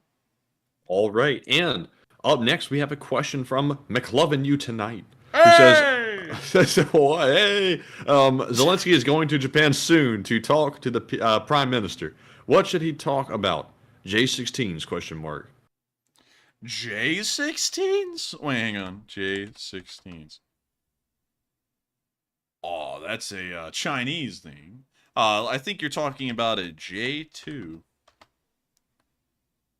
What the hell? Did I get that wrong? Wait, is it an F2? I think it's an F2. J-16s. Hey, here we go. It's an F2.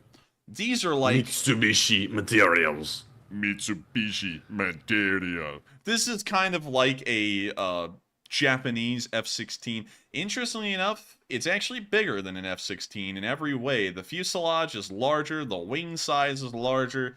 Hell, even the rear elevator sections are larger. Everything about it is larger, which is very... interesting. It's an entirely indigenous design that takes a lot of inspiration from an F-16 to the point it looks like one. I would say that it probably could be sent. It's very similar to an F-16, has almost the same abilities as an F-16. It may even have a little bit more. So I would say, yeah, why not? I mean, I feel like you should go over there and maybe talk about them.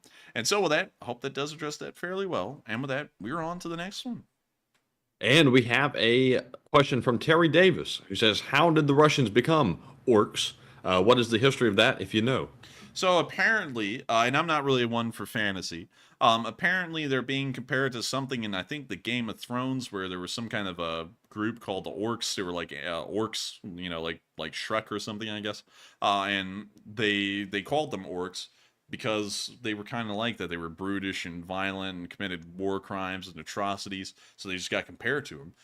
Nowadays, I think everyone's kind of changing to calling them worms. I don't know what the new term is about with the worm thing, but that's, as far as I understand, what the orc means. And so with that, I hope that does address that fairly well. And with that, we're on to the next one. And thank you once again for an interesting question.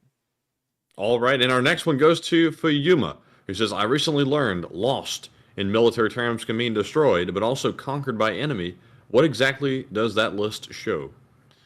Lost means destroyed, at least as far as this list is concerned. So it's talking about how many Russian soldiers have been destroyed, meaning they will no longer continue bodily functions. It means how many APCs will never operate again, how many supply trucks will be burned out in the field, their engines are never turned on again. That's what this list means. It doesn't include losses as in, like, I guess you could say overall casualties. It's talking about losses as in KIA and destroyed vehicles. And so with that, I hope that does, I guess you could say, answer that fairly well. And with that, we are on to the next one. All right, and it looks like, I can't even believe this, I'm out of questions, minus one of them. I only have one left. Are you kidding me? No, that's actually it. There's another one from Fuyuma. Well, dang, this never happens. This rarely ever happens. So, we are on to the final question of the night. And so, who is the lucky last person who asked the lucky last question of the night? And like I said, it's Fuyuma, who says, why was the Whitworth rifle with hexagonal ammo the best sniper rifle of its time, and why hexagonal ammo isn't used in modern firearms? The Whitworth rifle. Whitworth rifle. Let me go find it. So, what was neat about the Whitworth rifle is that because of the hexagonal shape of the barrel, the bullet was able to gain, as far as I remember correctly, a proper spin, or it actually fit to where it could, well, I believe it was entirely about the spin of the bullet. But as you see, at the time this thing was made, around 1854 to 1857, rifling had truly found its mark in the world. But it had never really found its mark the way it did with the Whitworth rifle because of its hexagonal bullet shape, and also because of the hexagonal barrel, which did have a barrel twist to that hexagonal shape, so the twist like spun as it went forwards from the back of the barrel.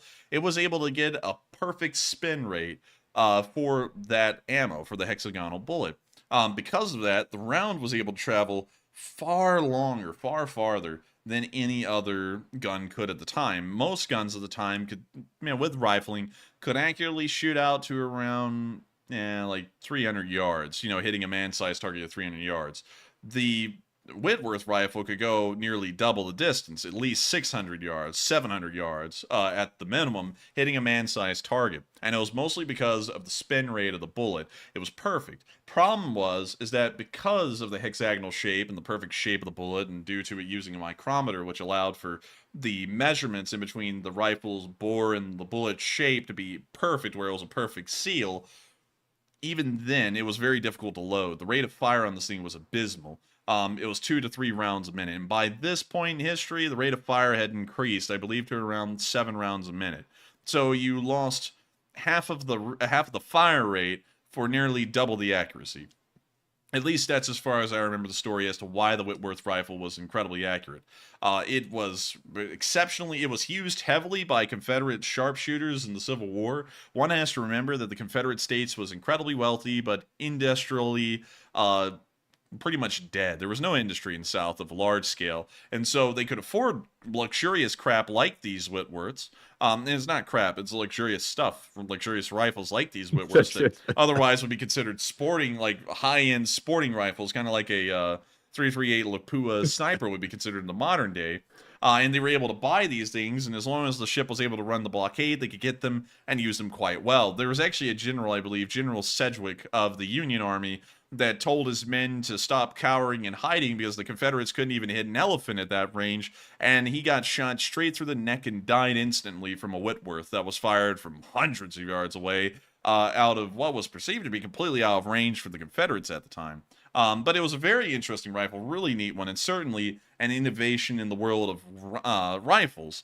It didn't last long. The hexagonal bullets wouldn't really last beyond the Whitworth rifle in any meaningful way. They would go back to largely cylindrical shaped bullets, at least as far as the barrel was shaped.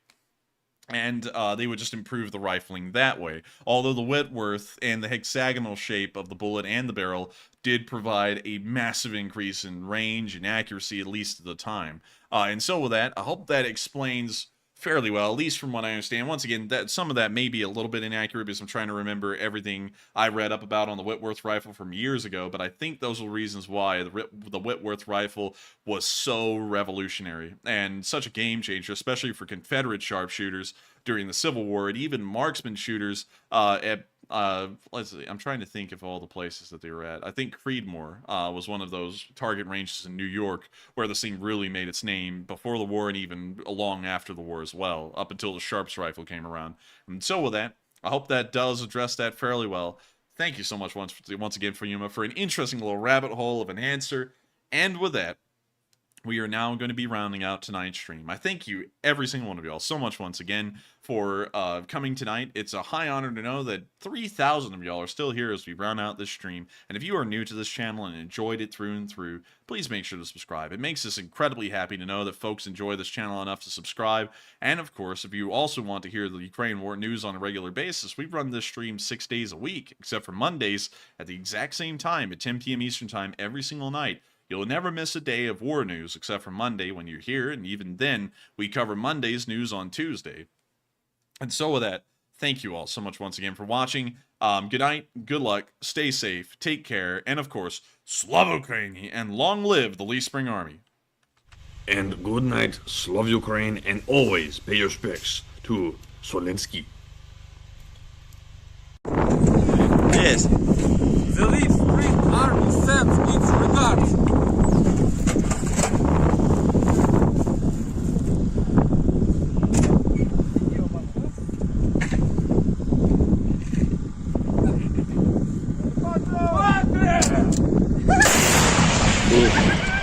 Русский военный корабль. Предлагаю сложить оружие и сдаться. Русский военный корабль, иди нахуй.